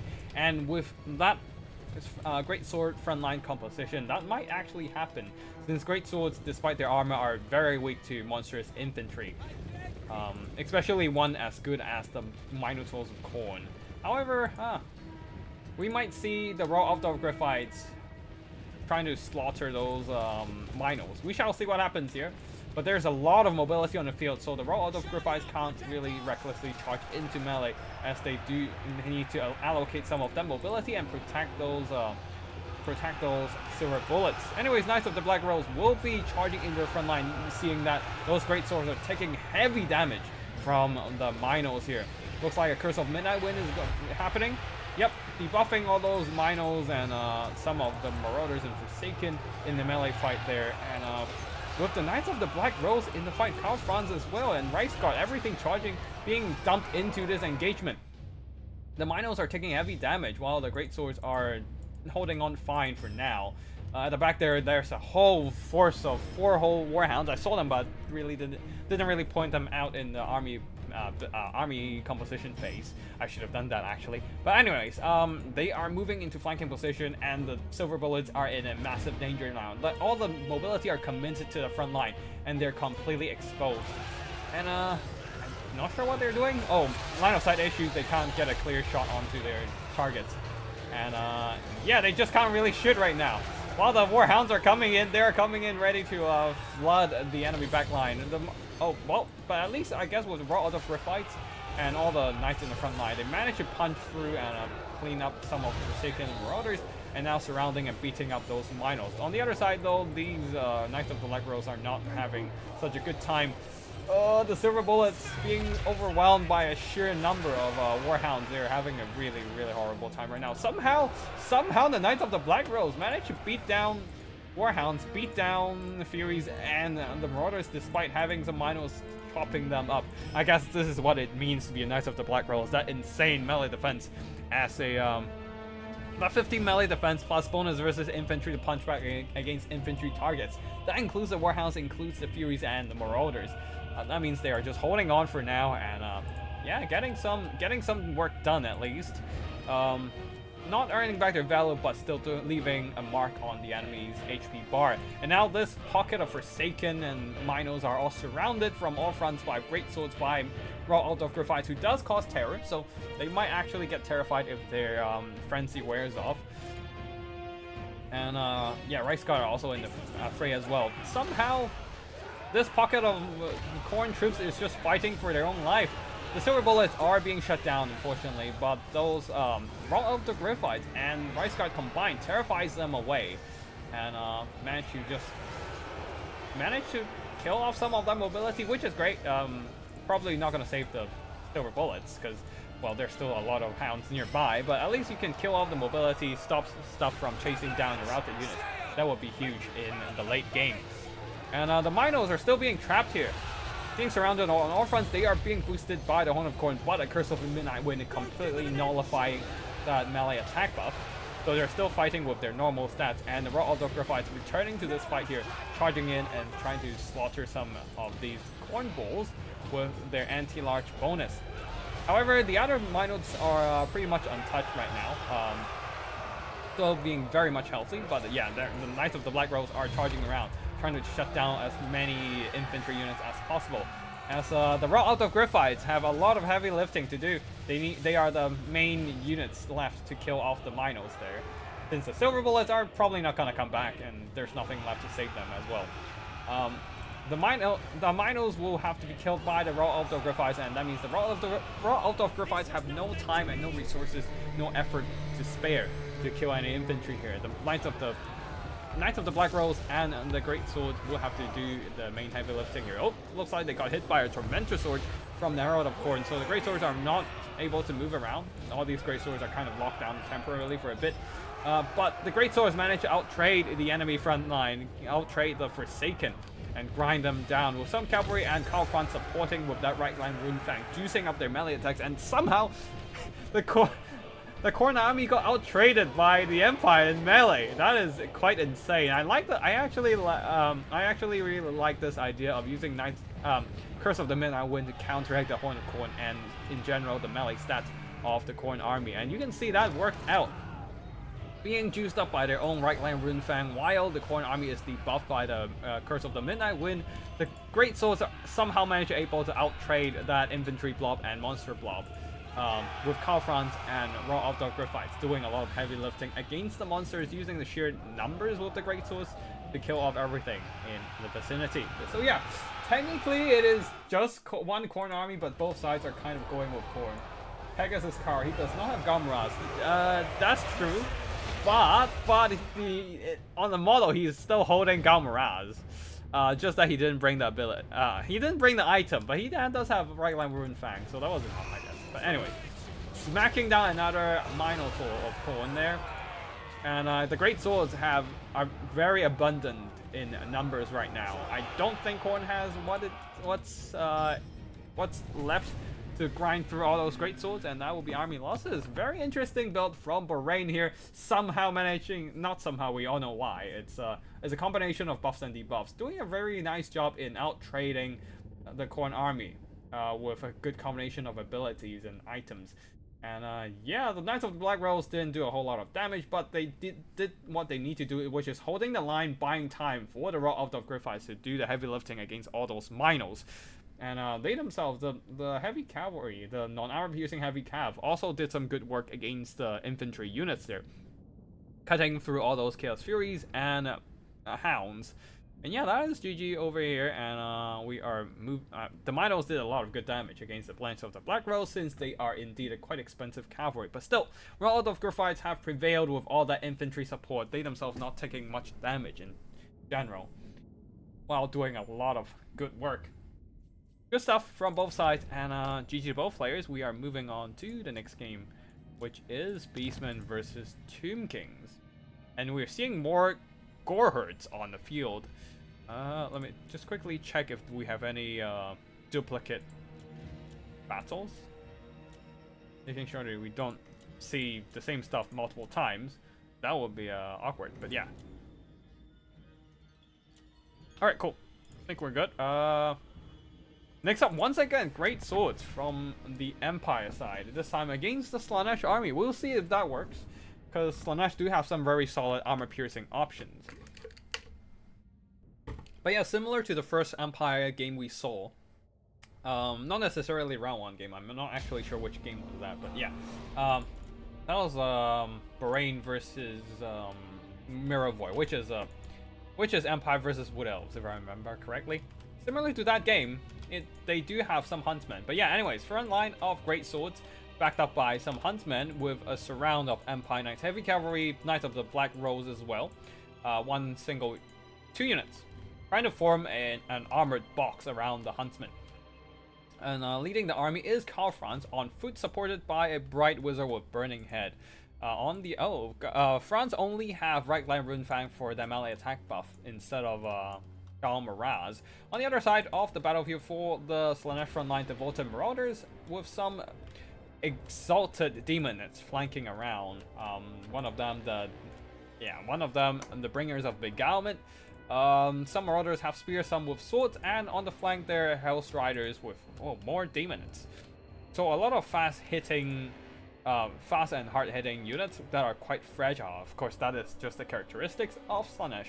Seekers and Hellstriders on the other side. Oh, actually, yeah, only one Seekers. I guess they ran out of money for a second one, instead going for a Hellstrider with Hell Scourges instead. Leading the army is an Exalted Keeper of Secrets with Malkovs and Pit of Shades with Seductive Glory to rampage enemy targets. Alright, let's fast forward a bit as the Empire box is moving up. Just trying to get in range and start shooting, I believe. Or at least occupy the capture point. And some Huntsmen are in range and trying to chip away the health of that Exalted Keeper of Secrets. But they did get targeted by a Pit of Shades and immediately getting nuked. One of the units, no kills at all, but their HP got significantly lowered. So if the Malkovs is being follows up with if the Exalted Keeper of Secrets follow up with a Malkovs, they're probably going to start routing.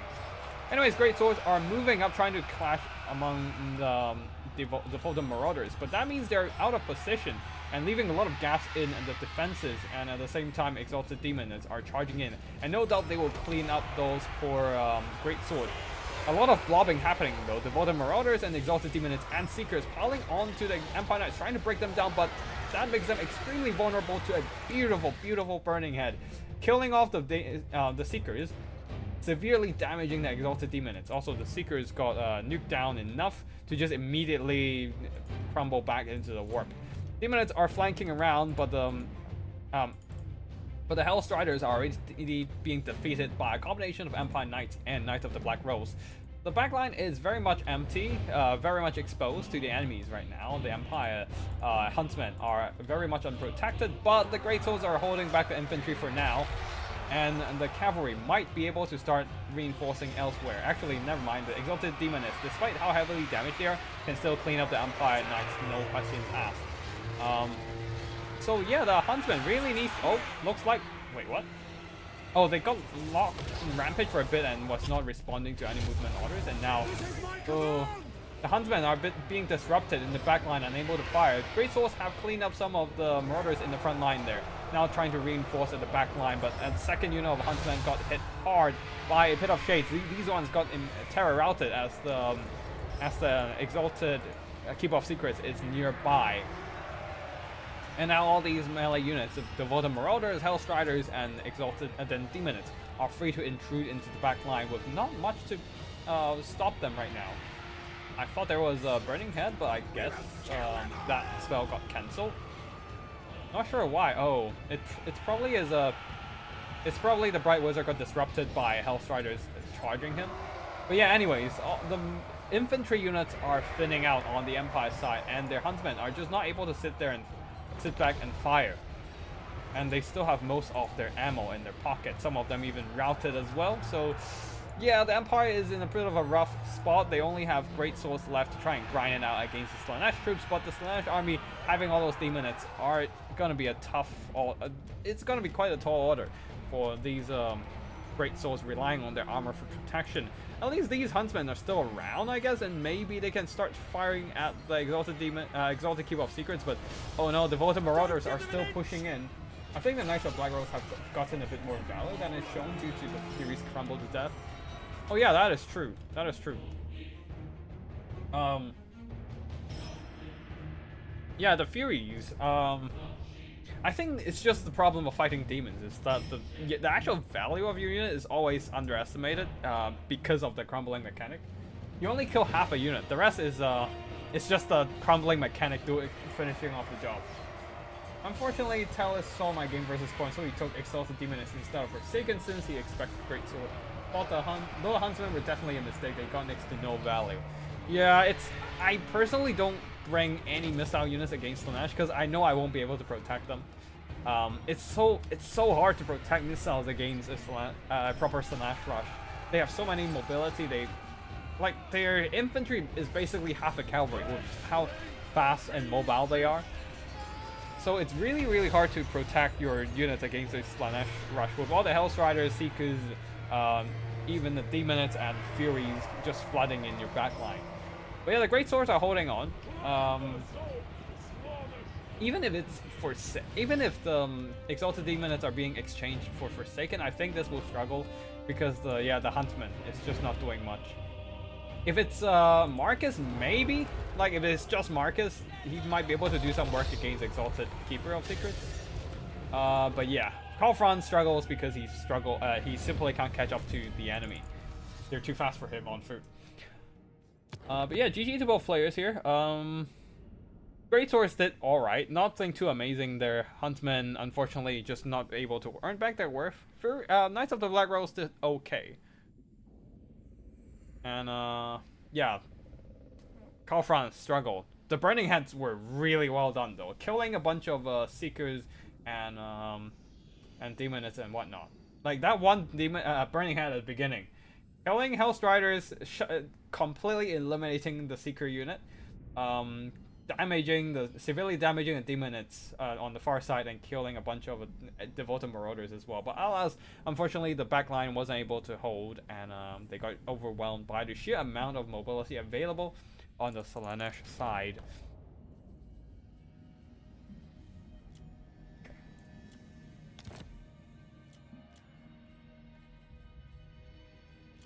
Next up, Beastman versus Tomb King. Now I was taking Exhausted anyways, it was just Marauders instead of Forsaken. Ah, fair. Yeah, the Exalted Demoness are good against Empire regardless, because they also do well into heavy cavalry. So that makes a lot of sense. Anyways, for the army builds here, Beastman going with a Vanguard deployed Gore Herd, backed up by Corn Gores, and then a lot of Angry Cows and an oversized one as well. Gorgon, plus 2 Minotaurs with great weapons, and they are supported by a Brave Shaman and a Doom Bull. Once again, Doom Bull, very nice. It's not the most popular Lord choice since Malagor exists, but his Dazed effect is quite neat if you want to support melee units with it, as it does offer that minus 10% melee defense, debuff. Goreheads on the flank and more Corn Gores, all of them Vanguard deployed, just trying to bum rush these Skellies, as the Tomb Kings are going with a skeleton front line, backed up by a bunch of archers, one of them the Blessed Legion of Akef, and with some Ushaptis providing that mass and armor to hold back monsters. And at the same time, Sepulchral Stalkers and Ushaptis with Great Bows, the chosen of the gods, Regiment of Renown. Some solid firepower to shut down monsters and whatnot. And at the back there, Skeleton Horsemen and yeah, that's it for mobility. Arcane the Black leading the army with Purple Son of Cerus and Spirit Leech, and of course the Tomb Blade for the skeleton summons there. And yeah, let's see what how the battle goes. Gorehorns, these are the regular ones, so bonus versus the infantry, clashing into skellies and immediately just cleaving a dusty path. I can't say bloody path because there's no blood on these skellies anymore, so dusty path. Oh wait, hold on, I forgot about these. Screaming Skull Catapult. Actually, not a bad choice against Beastmen. They don't have the most leadership, so that take cover -8 leadership effect. As you can see here, barely enough to put them into that routed territory. Yeah, they're just barely routed because of that -8 leadership, and they are now being pushed back as they're out of that Slaughter Call +8 leadership buff zone. Anyways, very nicely picked with the oh wow, okay, yeah, very nicely picked with the Screaming Skull Catapult, but yeah, the Gorgon is taking heavy damage from those shotgun fire of the Chosen of the Gods. Despite saying anti-infantry, this is actually really, really good against large hitbox targets like Gorgon, like the Dreadzorians. Because of how big the hitbox is, the exploded projectiles can land, can fully hit the same target, offering extreme burst damage. Basically, like the entire blast would just hit the same target and just nukes down their health. And the Gorgon, despite the possible healing prospects, yeah, it's not having a good time. It's not having a good time at all. It's healing, but now it's getting chased down by the Skeleton Horseman, and I don't see how the Beastmen can get this unit back. And Minotaurs did get into the back line, and the Doombull going after the Chosen of the Gods, but yeah, the Beastmen is in a bit of a rough spot. They are shutting down a lot of those missiles with their own melee troops there. But the Sepulchral Stalkers are nearby to start blasting away at these large hitbox monsters, chariots, and whatnot. If they can get a volley out, that is. Because, you know, line of sight shenanigans. Anyways, the Gorgon is probably going to be seen off. Oh, nice dodge from the Goreherd here. Just dodging that Purple Son of Zeru, seeing that spell cast and quickly backing off. But yeah, the rest of the Goreherd's not doing too hard with the Ushaptis providing that monstrous reinforcement. While the Minotaurs at the back, they are surrounded by Skellies and shot by archers. They don't have a whole lot of armor, so every arrow is going to take a good chunk of their health. More Flock of Doom coming in, just trying to drain down the enemy Skellies as much as possible, but yeah, I don't know if it's enough here. Balance of Power is in favor of the Tomb Kings. And if you're... Oh, wait. Whoa. The Gorgon somehow managed to re-secure its leadership. He might come back for a second win. We shall see if that works. But yeah, the Goreherds are now being slowly grind down. Although the skeletons are also being out-traded. So not a lot of skeletons left on the field. It's more down to the monsters now. Which the Doombull is trying desperately to shut down all those construct firepower. But yeah, Screaming Skull somehow still online, still shooting at the enemy Goreherds or Congors. And the Skeleton Horsemen are still relatively healthy, chasing down routed Beastmen units, and this is very clutch in the late game. Just making sure these routed units stays routed and not come back. Gorgon might come back. Gorgon needs to go into a fight against some kind of skeletons, because it needs to be in melee to heal. Without the healing, it needs to start... Wait, hold on. Oh wait, no, this is not a Bloodbird Behemoth. Oh wait, no, yeah, this is Strength from the Flesh. So Gorgon has that healing, but they just need to go into melee to heal. And if they don't go into melee, they lose access to that healing, and it's just standing idle, not doing anything. But it seems like the Beastmen are pulling back that balance of power though, as the missile monsters are getting shut down and unable to fire. All the skeletons are gone, which means the Minos are free to just keep chasing after the enemy constructs. And not finishing the Gorgon was a big one, I think, taking account into this decision to forfeit. Because with the Gorgon coming back, there's nothing really to stop it anymore. All the Sepulchral Stalkers are either dead or being occupied by melee units. And the Chosen of the Gods, despite doing massive damage to the Gorgon, was not able to finish it off, and is now being hounded by the Doom Bull, unable to fire a second time. Oh, Arcane the Black died. Didn't really see that either. And the Minos did really well, of course. These one not so much, but this one definitely did. And the infantry just grind down the Skellies, allowing the Minos to start to thrive without any infantry to stop them. These ones got routed, so yeah, not much to say about them. The Sepulchral Stalkers got their range are quite short, so they're very easy to get disrupted and disabled from firing. So yeah, sometimes they do insane damage to single entities or monsters. Sometimes they just don't do much. Rip Gorgon, it survived. It survived. I think it did fine. But yeah, a few misses from Arcane the Black being killed in melee, of course, and also the Purple Son of Cerus unfortunately not being dropped on a unit stuck in melee, so missing the target because the unit was able to dodge. And yeah, GG. I like the Screaming Skull Catapult though. Really nice work in routing some of the Goreherds early. Just not quite enough to turn the game around in the Skelly's favor. Alright, we have quite a few Wood Elves games, so let's break them up a bit. Watch some Wood Elves over here first. Wood Elf versus Slaanesh. Muravoy here. Once again bringing Angry Trees and going very heavy on that melee component.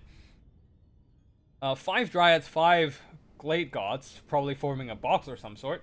2 Glade... Eternal Gods. 5 Eternal Gods, 5 Dryads, 2 Glade Gods, 2 Glade Riders with arrows, and 2 Glade Riders with spears.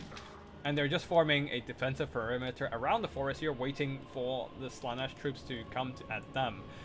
Waste Stalker providing some long-range firepower to chip away at Azazel's health, already taking some noticeable damage here. Ooh, deadly accuracy of Wood Elf Sniper. And also Glade Riders just shooting in as well, trying to chip away Azazel. Azazel needs to back the hell away from that Waste Stalker. And Pavane of Slaanesh not triggering the... Oh, right, yeah, they changed Pavane. So it's not immediately triggering Rampage yet, I don't think. Yeah, it needs 10 seconds. And now it's Rampaged, and the Glade Riders are charging into the enemies. But yeah, it's less effective with the Rampaging now. Only 14 seconds duration, and the first 10 seconds they don't Rampage. But overall, seems like the Wood Elves is winning the skirmishing, although they did lose a Glade Rider because of the Pavane. In terms of skirmishing range trading, yeah, the Greenskins are definitely earning. Oh, it might be worth it, just because Azazel is forced to get in range of the Waste Stalker, who is absolutely chipping away at Azazel. Actually, I forgot to talk about the Slaanesh army build. Now let's finish the the Wood Elf ones first.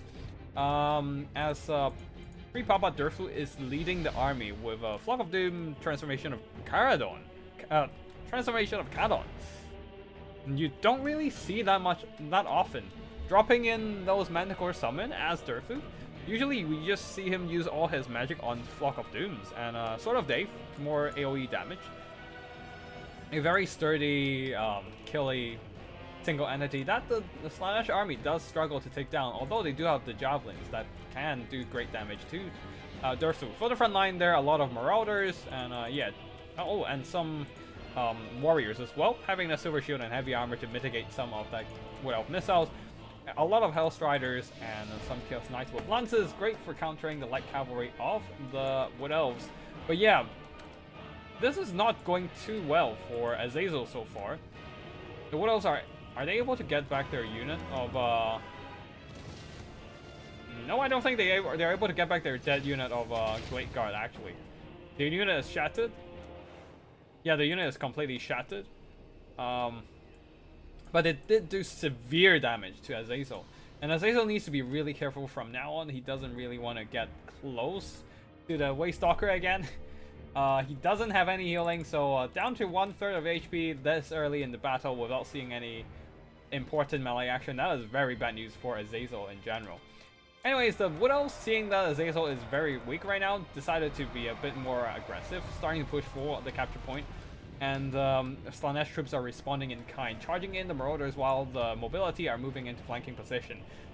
But yeah, Dryads should be able to outtrade regular Marauders, but the Chaos Warriors are going to be a bit more of a tough nut to crack. Azazel down to roughly 1/4 of his HP, while the Waystalker has used up all his arrows of Kurnis just to snipe out Azazel. Azazel decided to just nope out of any possible engagement and just stay behind those impossible terrain and obstacles, getting cover from that Waystalker, trying to instead let the rest of his army do the job. But yeah, without the Lord's support, that means the Slanesh troops are in pretty much an uphill battle right now.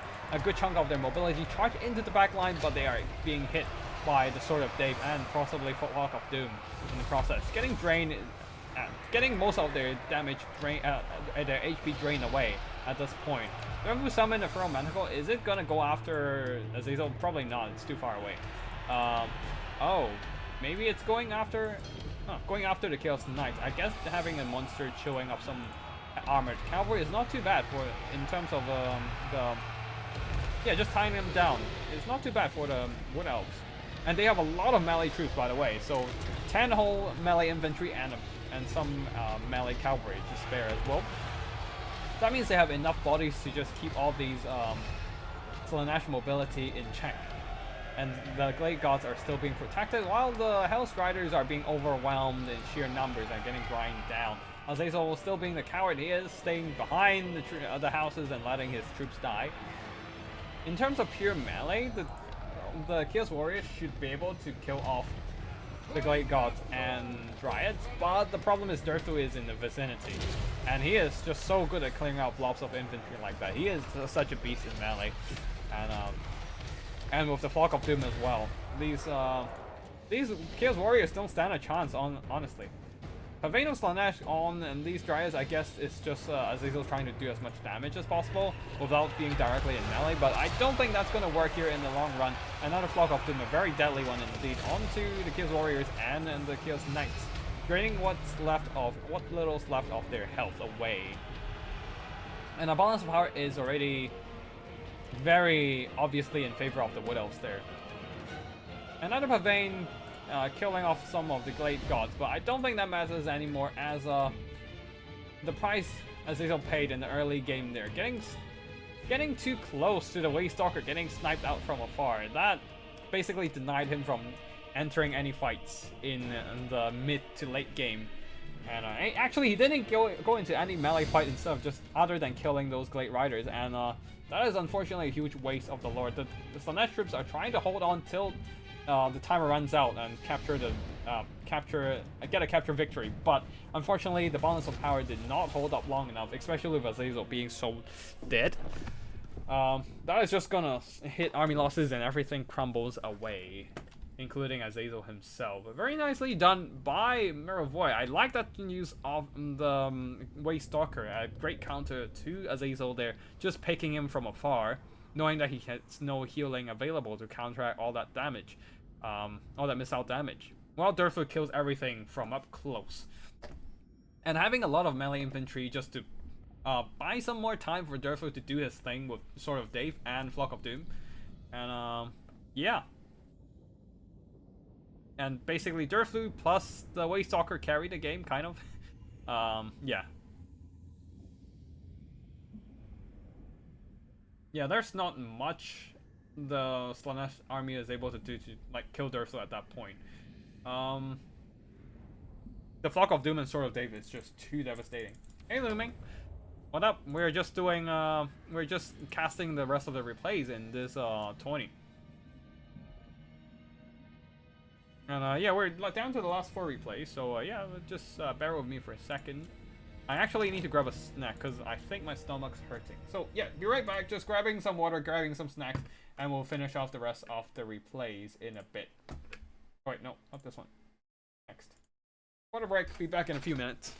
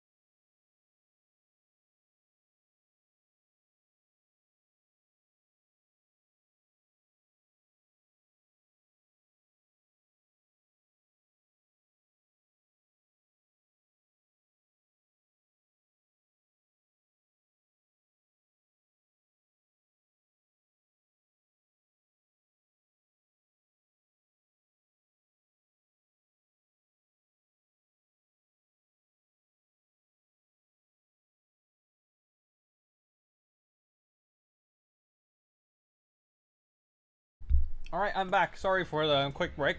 And yeah, I'm good to go again. Alright, next up. Let's see which one should we pick here. I think this is the final round. So let's check out this one. Wait, hold on. Let me just check which is the final round battle between Wood Elves and... Okay, the final one is Wood Elves versus Tomb King. So let's check out this Wood Elves versus Beastmen first.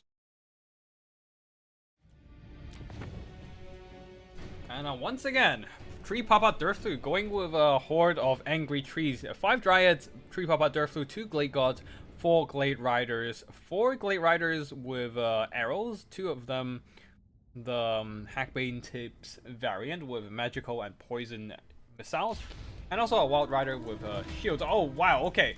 Vanguard deployed on both sides, so that's quite an immediate start of battle. I'm just gonna pause it entirely, because even slow motion means action is happening and I'm not covering it. Anyways, Dryads deployed ahead, and wait, how Vanguard it is. It might not necessarily be a completely Vanguard on both sides, just that the Beastmen are definitely going all in on Vanguard. And Gore Herds on the front line there, backed up by more Gore Herds and some Tuskor Chariots as well.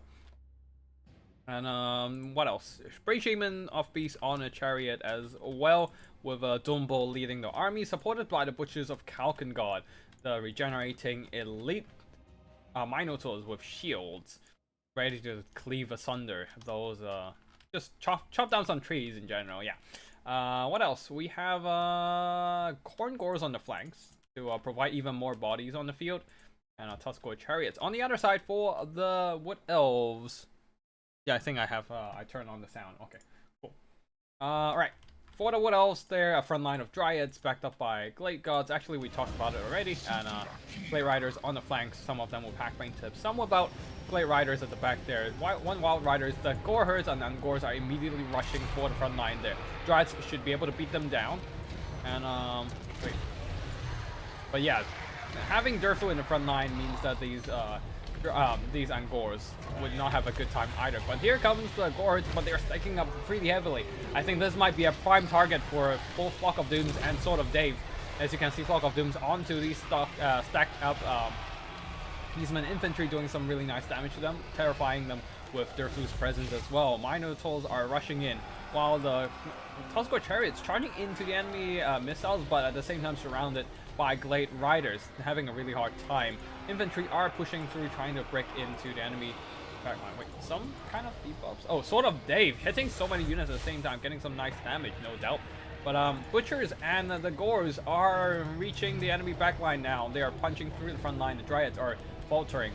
But this is where the mass mobility comes in handy. Glade Riders, 4 of them in total, are now trying to kite down on those enemy Gore Herds and Congors, while the Glade Riders with spears are charging in, slowing down their advance and also doing some nice damage on impact. As the Dryads, there are still some of them being rather healthy, holding the line and out-trading the Congors and Angors.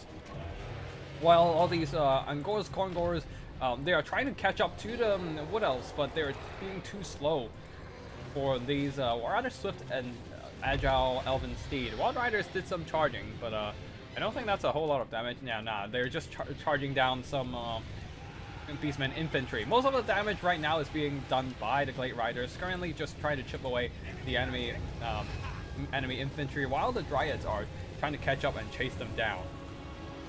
And yeah, every step that the Gore Herds are taking is paying a heavy price for that, as they're being drained down by Flock of Dooms, being kited down by those Glade Riders, and being countercharged by the Wood Elf Cavalry.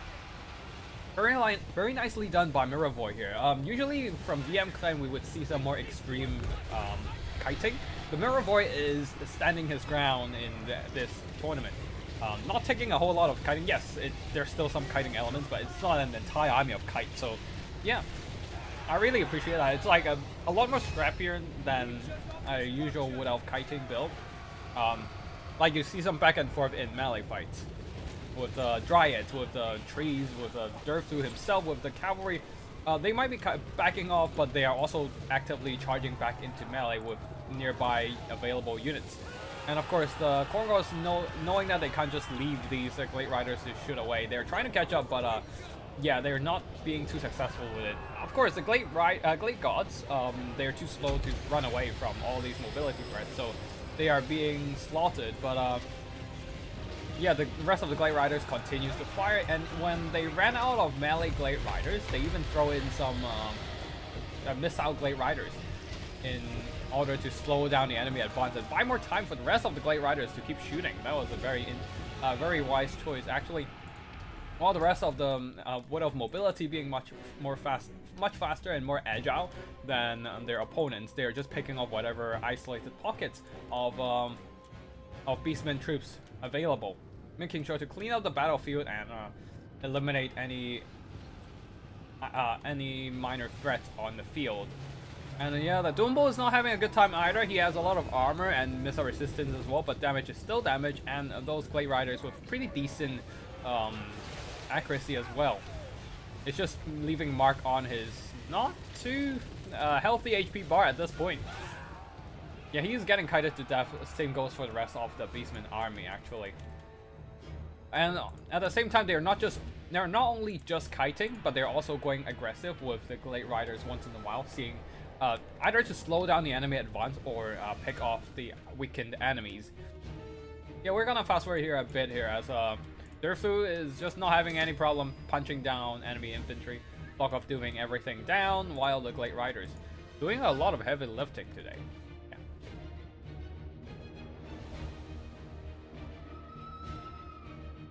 Okay. Oh shit! I forgot about that. Sorry. Yeah, I forgot about that. Yeah, sorry about that. Thanks for the reminder, Felix. I just remember muting and unmuting my mic, but yeah. Yeah, that was a I'm not gonna recast this, unfortunately. But because yeah, we've seen most of the stuff, and even with the water break layer, it should be we should be able to see most of the stuff on the screen.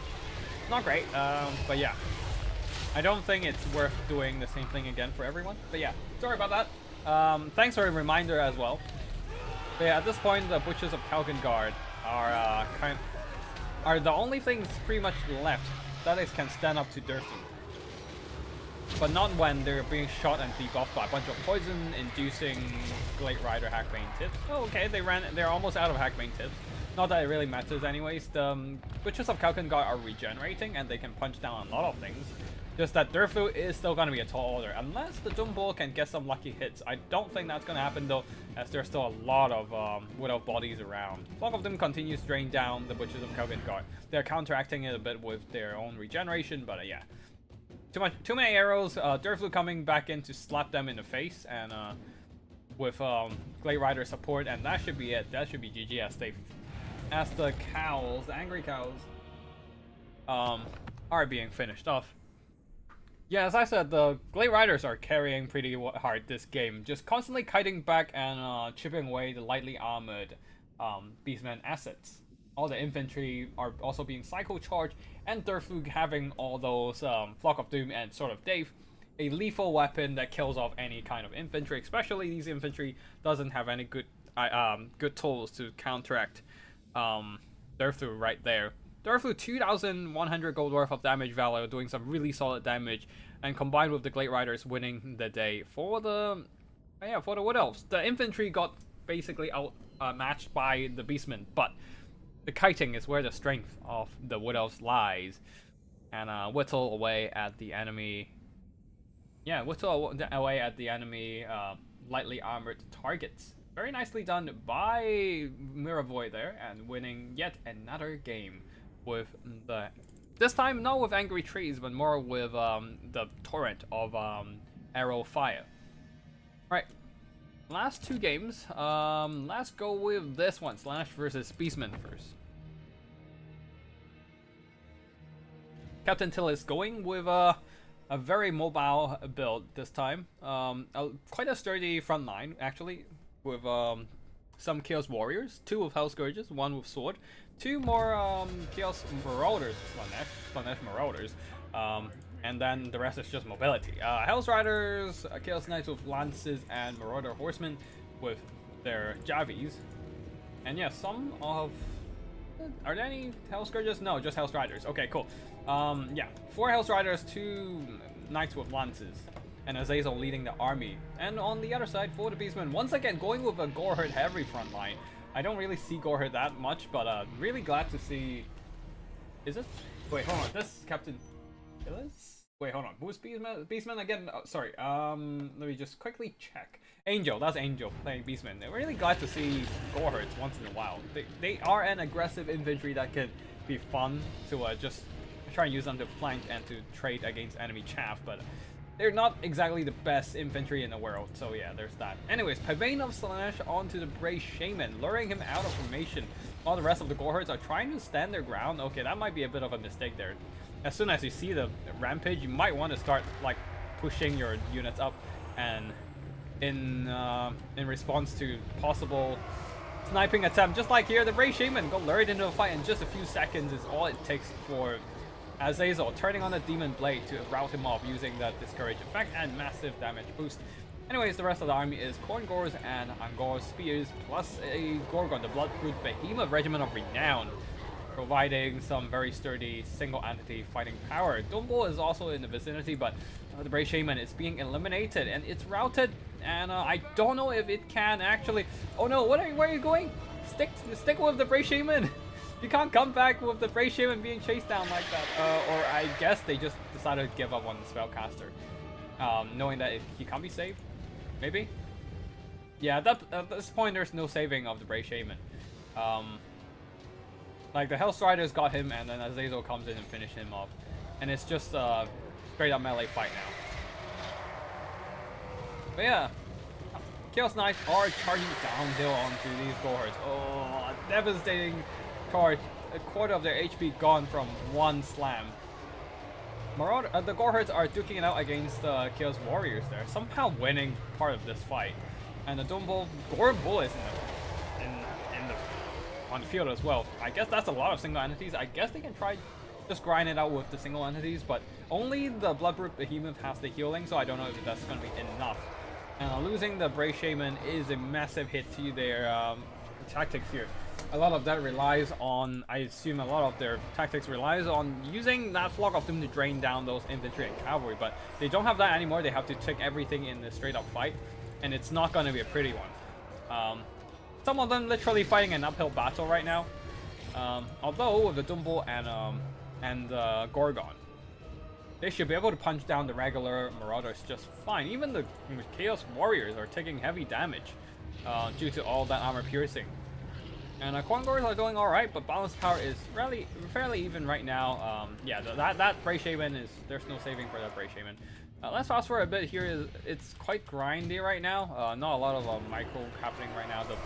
The Angor Spears and Khorne Gors are just trying to hold the back line there, protect the units from rear charges, but oh, this Gorehead is getting another downhill charge and absolutely getting pummeled and squeezed into one tiny blob. Yeah. With the ability to just keep cycle charging, the Slaanesh troops do have that advantage, able to take the fights where they want, at least most of the engagements, wherever they want. Not all of them, because the infantry will still be stuck in melee, and you can see that the Daze effect is coming in quite clutch for those Khorne Gors and whatnot. Grinding down on those Chaos Warriors Slaanesh, but oh no, Azazel was having his gaze on the Dumbo here, hitting him with that Demon Blade with extra weapon damage. And the Gorbulls and Gorgon are too far away to help. Oh no. They need to move over and help the Dumbo finish off Azazel and try and equalize the lack of a spellcaster here. Yeah, they really need to send over the double cows over and try to kill off Azazel. Not that they can, because Azazel can certainly run away and fly back into the sky. And getting some hits on Azazel, but nothing too insane right now. Oh no! This is why you need to keep your single entities together, because Dumbo was temporarily unsupported for a bit. But yeah, anyways, the Bloodbrute Behemoth is coming in to just slap down Azazel and push back Azazel. And yeah, the single entity tactic seems to be working so far. The balance of power is slowly being equalized as the Chaos Knights are paying a dear price every time they charge into something like a Khorne Gor with the halberd attacks. And the Bloodbrute Behemoth hitting quite hard with that armor piercing anti-large. And yeah. But yeah, the Chaos Knights, the healthy ones, are getting some really solid damage every time they charge in. And there's still quite some javelins left to finish off the Bloodbrute Behemoth, so that is gonna be a problem for the Beastmen. Beastmen do have the balance of power advantage right now, being able to outmatch all the Slaanesh troops in melee, thanks to the single entity support as well. The Chaos Warriors held on shorter than I expected, probably partly because of the Gorgon and partly because of the dazed effect lowering their melee defenses. But yeah, nice charge from the Chaos Knights, but they are now being dazed with their speed lowered down to only 48, so the Gorgon might be able to catch up and do a bit more damage to them as well. Is oh, that's a Rampage coming in. Yep, that's a Pavane. Draining down the corner. It's less about the Rampage at this point, but more about the health drain. Trying to thin out the enemy infantry and isolate the single entities. Without the infantry support, the single entities will be very vulnerable to stuff like kiting and cycle charges and whatnot. So, yeah. Good targeting priority for now. But yeah, Azazel dropping in, scaring away a bunch of Beastmen troops. They don't have the best leadership anyway. The terror from Azazel comes in really nice. At this kind of a late game scenario, it's a massive chain route actually. One unit routing, one Angor routing, two Kongors getting chain routed, and a fourth unit of Beastmen. The Gorhords are also routed away, leaving only the single entities still duking it out in the front lines here. And that is going to be trouble for the Beastmen, as they will not be able to get any of these infantry support back. The Slaanesh army has more than enough mobility to just chase down all these isolated and routed units. And the rest is just pretty much javelins. Keep chugging javelins at those single entities and try to whittle them down. And Azazel, trying to specifically eliminate one of them first, the Gorbull. Oh, and a Pavane coming in, huh? But yeah, balance of power is still in favor of the Beastmen. That's solely because of the Gorgon constantly healing himself. But the Gorgon is Rampage. It's being chipped away by Azazel cycle charging and also the javelins, and now it's routed without any mobility to secure the Bloodbrute Behemoth. The Beastmen would struggle to get it back. So I guess that's why the Doom Bull is around, trying to kill off whatever Hellstrider is in the vicinity. But the Doom Bull is not landing any hits. It's not landing any hits.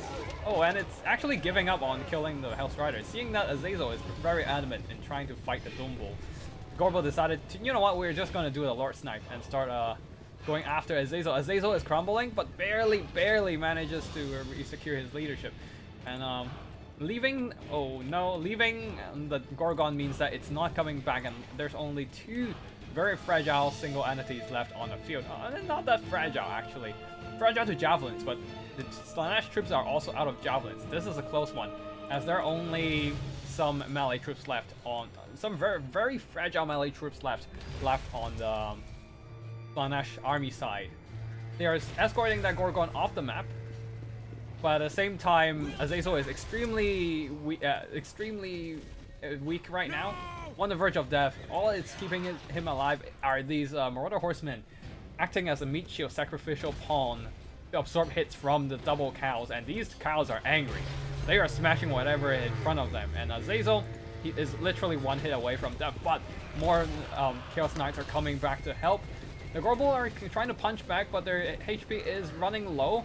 If they can land another hit on Azazel, that might be it, but they are just not landing any hits right now. Azazel finishes off the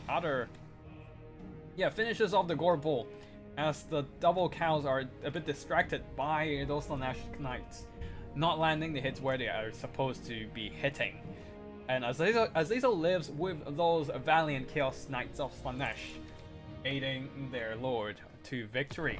And also, just losing that Gorgon in the end was a huge blow to the Beastmen, as it could have just hang on and it would have been a huge threat to Azazel every time it tries to charges in. Yeah, so very nicely done with the Marauders, Javis, definitely being the MVP here, whittling away all these big single entities' HP. While Azazel's cycle charging, it's risky, but it paid off in the end. And of course, the mobility here, the Beastmen don't have any of that, so that means the Hellstriders are free to just run down and chase off every bit of isolated and routed Beastmen infantry units that they cannot get back. But yeah, GG to both sides. Seems like the single entity spam has been overcome by the Slaanesh army in this battle. Very close one, very nicely done by both players. And now one last battle for today: Wood Elves versus Tomb Kings, Mirror Void versus Codex. GG felt good to outplay the single entity squad. Yeah, it's that doesn't happen often. Usually you need some kind of a single entity targeting spells, Spirit Leech or even Final Transmutation to do so.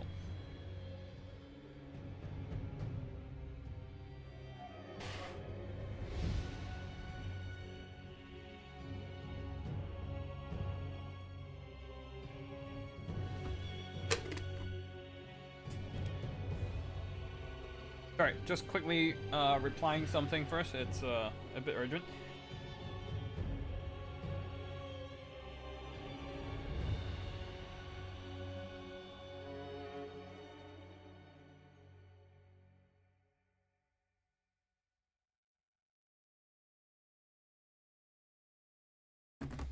Alright, cool. Alright, let's check out the army builds here. The Wood Elves once again Durthu. Wait, no longer Durthu, but instead Orion coming in, leading the army as the leader of the Wild Hunt, backed up by a line of Dryads there. Oh, he's bringing in the Hawk's Talon and the Hounds of Orion.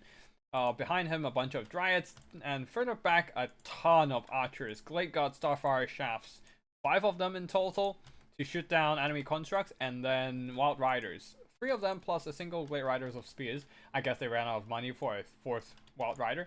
And on the other side, oh, actually, Spellcaster. Spellsinger of Shadows with Melkoffs and Pendulum. So just going sheer purely for that damage focus on spellcasting. I guess you don't really need that for Orion. You know, you need spell support for Orion. He is a single entity that has self-heal after all. On the other side, for the Skellies, for the Tomb Kings, a front line of skeleton warriors and spears backed up by Screaming Skull Catapult, 2 of them. In fact, I don't know if it's a good pick, but we shall see. They theoretically they can do good against like blobbed out infantry, but they also have horrendous accuracy. I don't like them in. I wouldn't say they're a good pick for this matchup specifically because their leadership debuff isn't as good against Wood Elves as against something like a low leadership faction like Skaven. Probably better off just getting a Cascade of Souls. It's more accurate and does more damage anyways. But yeah, anyways, at the back there, Nekaro Horseman, and leading the army is Cetra the Imperishable. Oh no! A massive War Kitty Cat construct that is prime target for the Starfire Shafts. And it also has Fire Weakness. 15% damage boost to those Starfire Shafts for sure. Yeah, that is going to be painful if he gets shot by the Starfire Shafts. Anyways, Carrions in the sky and Skeleton Horsemen all over the field, scattered around, providing some mobility, either to harass enemies or counteract the enemy's mobility. Let's fast forward a bit here. Orion will probably get close enough to start shooting and poke away at some of the constructs, while the Ushaptis are opening fire, bombarding the Dryad front line. Screaming Skull Catapult as well, but they probably want to start shooting at the archers, because that is the biggest threat to your troops, not the Dryads. Definitely not the Dryads. Anyways, yeah, the Carrions are dropping in, trying to harass the archers, but here, this is where the Wild Riders comes in and start charging down these rather fragile mobility. While the Starfire Shafts still have their focus on the front line, Cetra is pushing up. Oh wait, no, he's pulling back again, and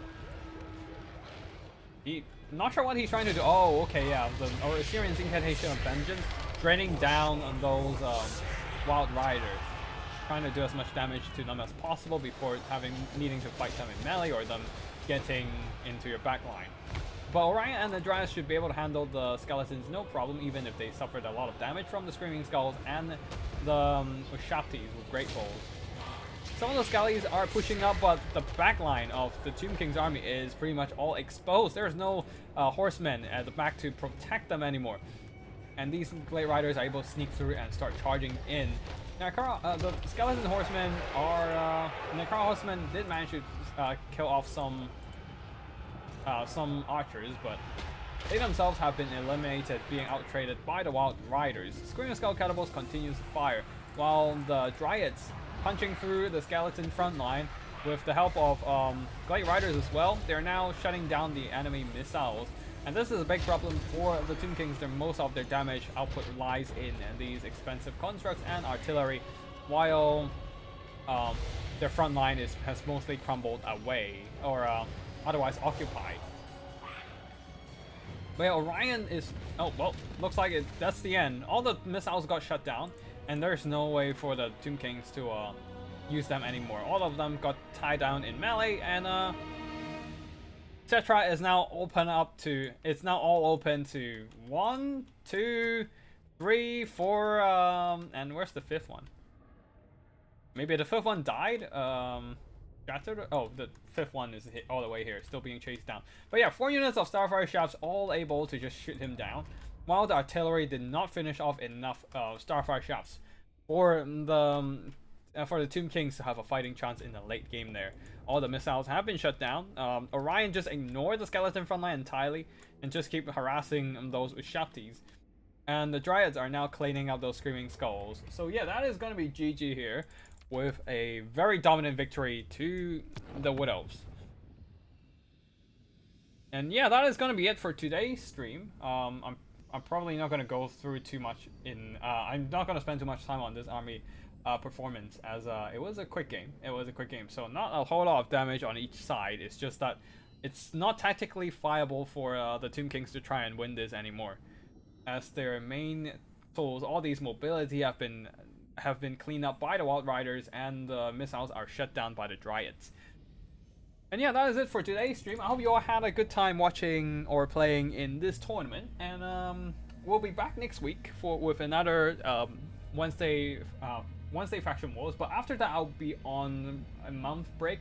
Apologies for that, as I will have I won't have access to my PC for like a month afterwards. So yeah. That is gonna be it for now. I'll see you all next week, and that's gonna be the last Wednesday Faction Wars in like a month, before we come back by the end of October, roughly there. But yeah, I hope you all enjoyed the games today, and yeah, I'll see you all in the next one. Thank you everyone for joining, and congratulations to Muravoy for the four victories and a straight winning spree to become the champion of today's Wednesday Faction Wars. Yeah, thanks for watching, thanks for joining and playing in the tourney, and I'll see you on the next one.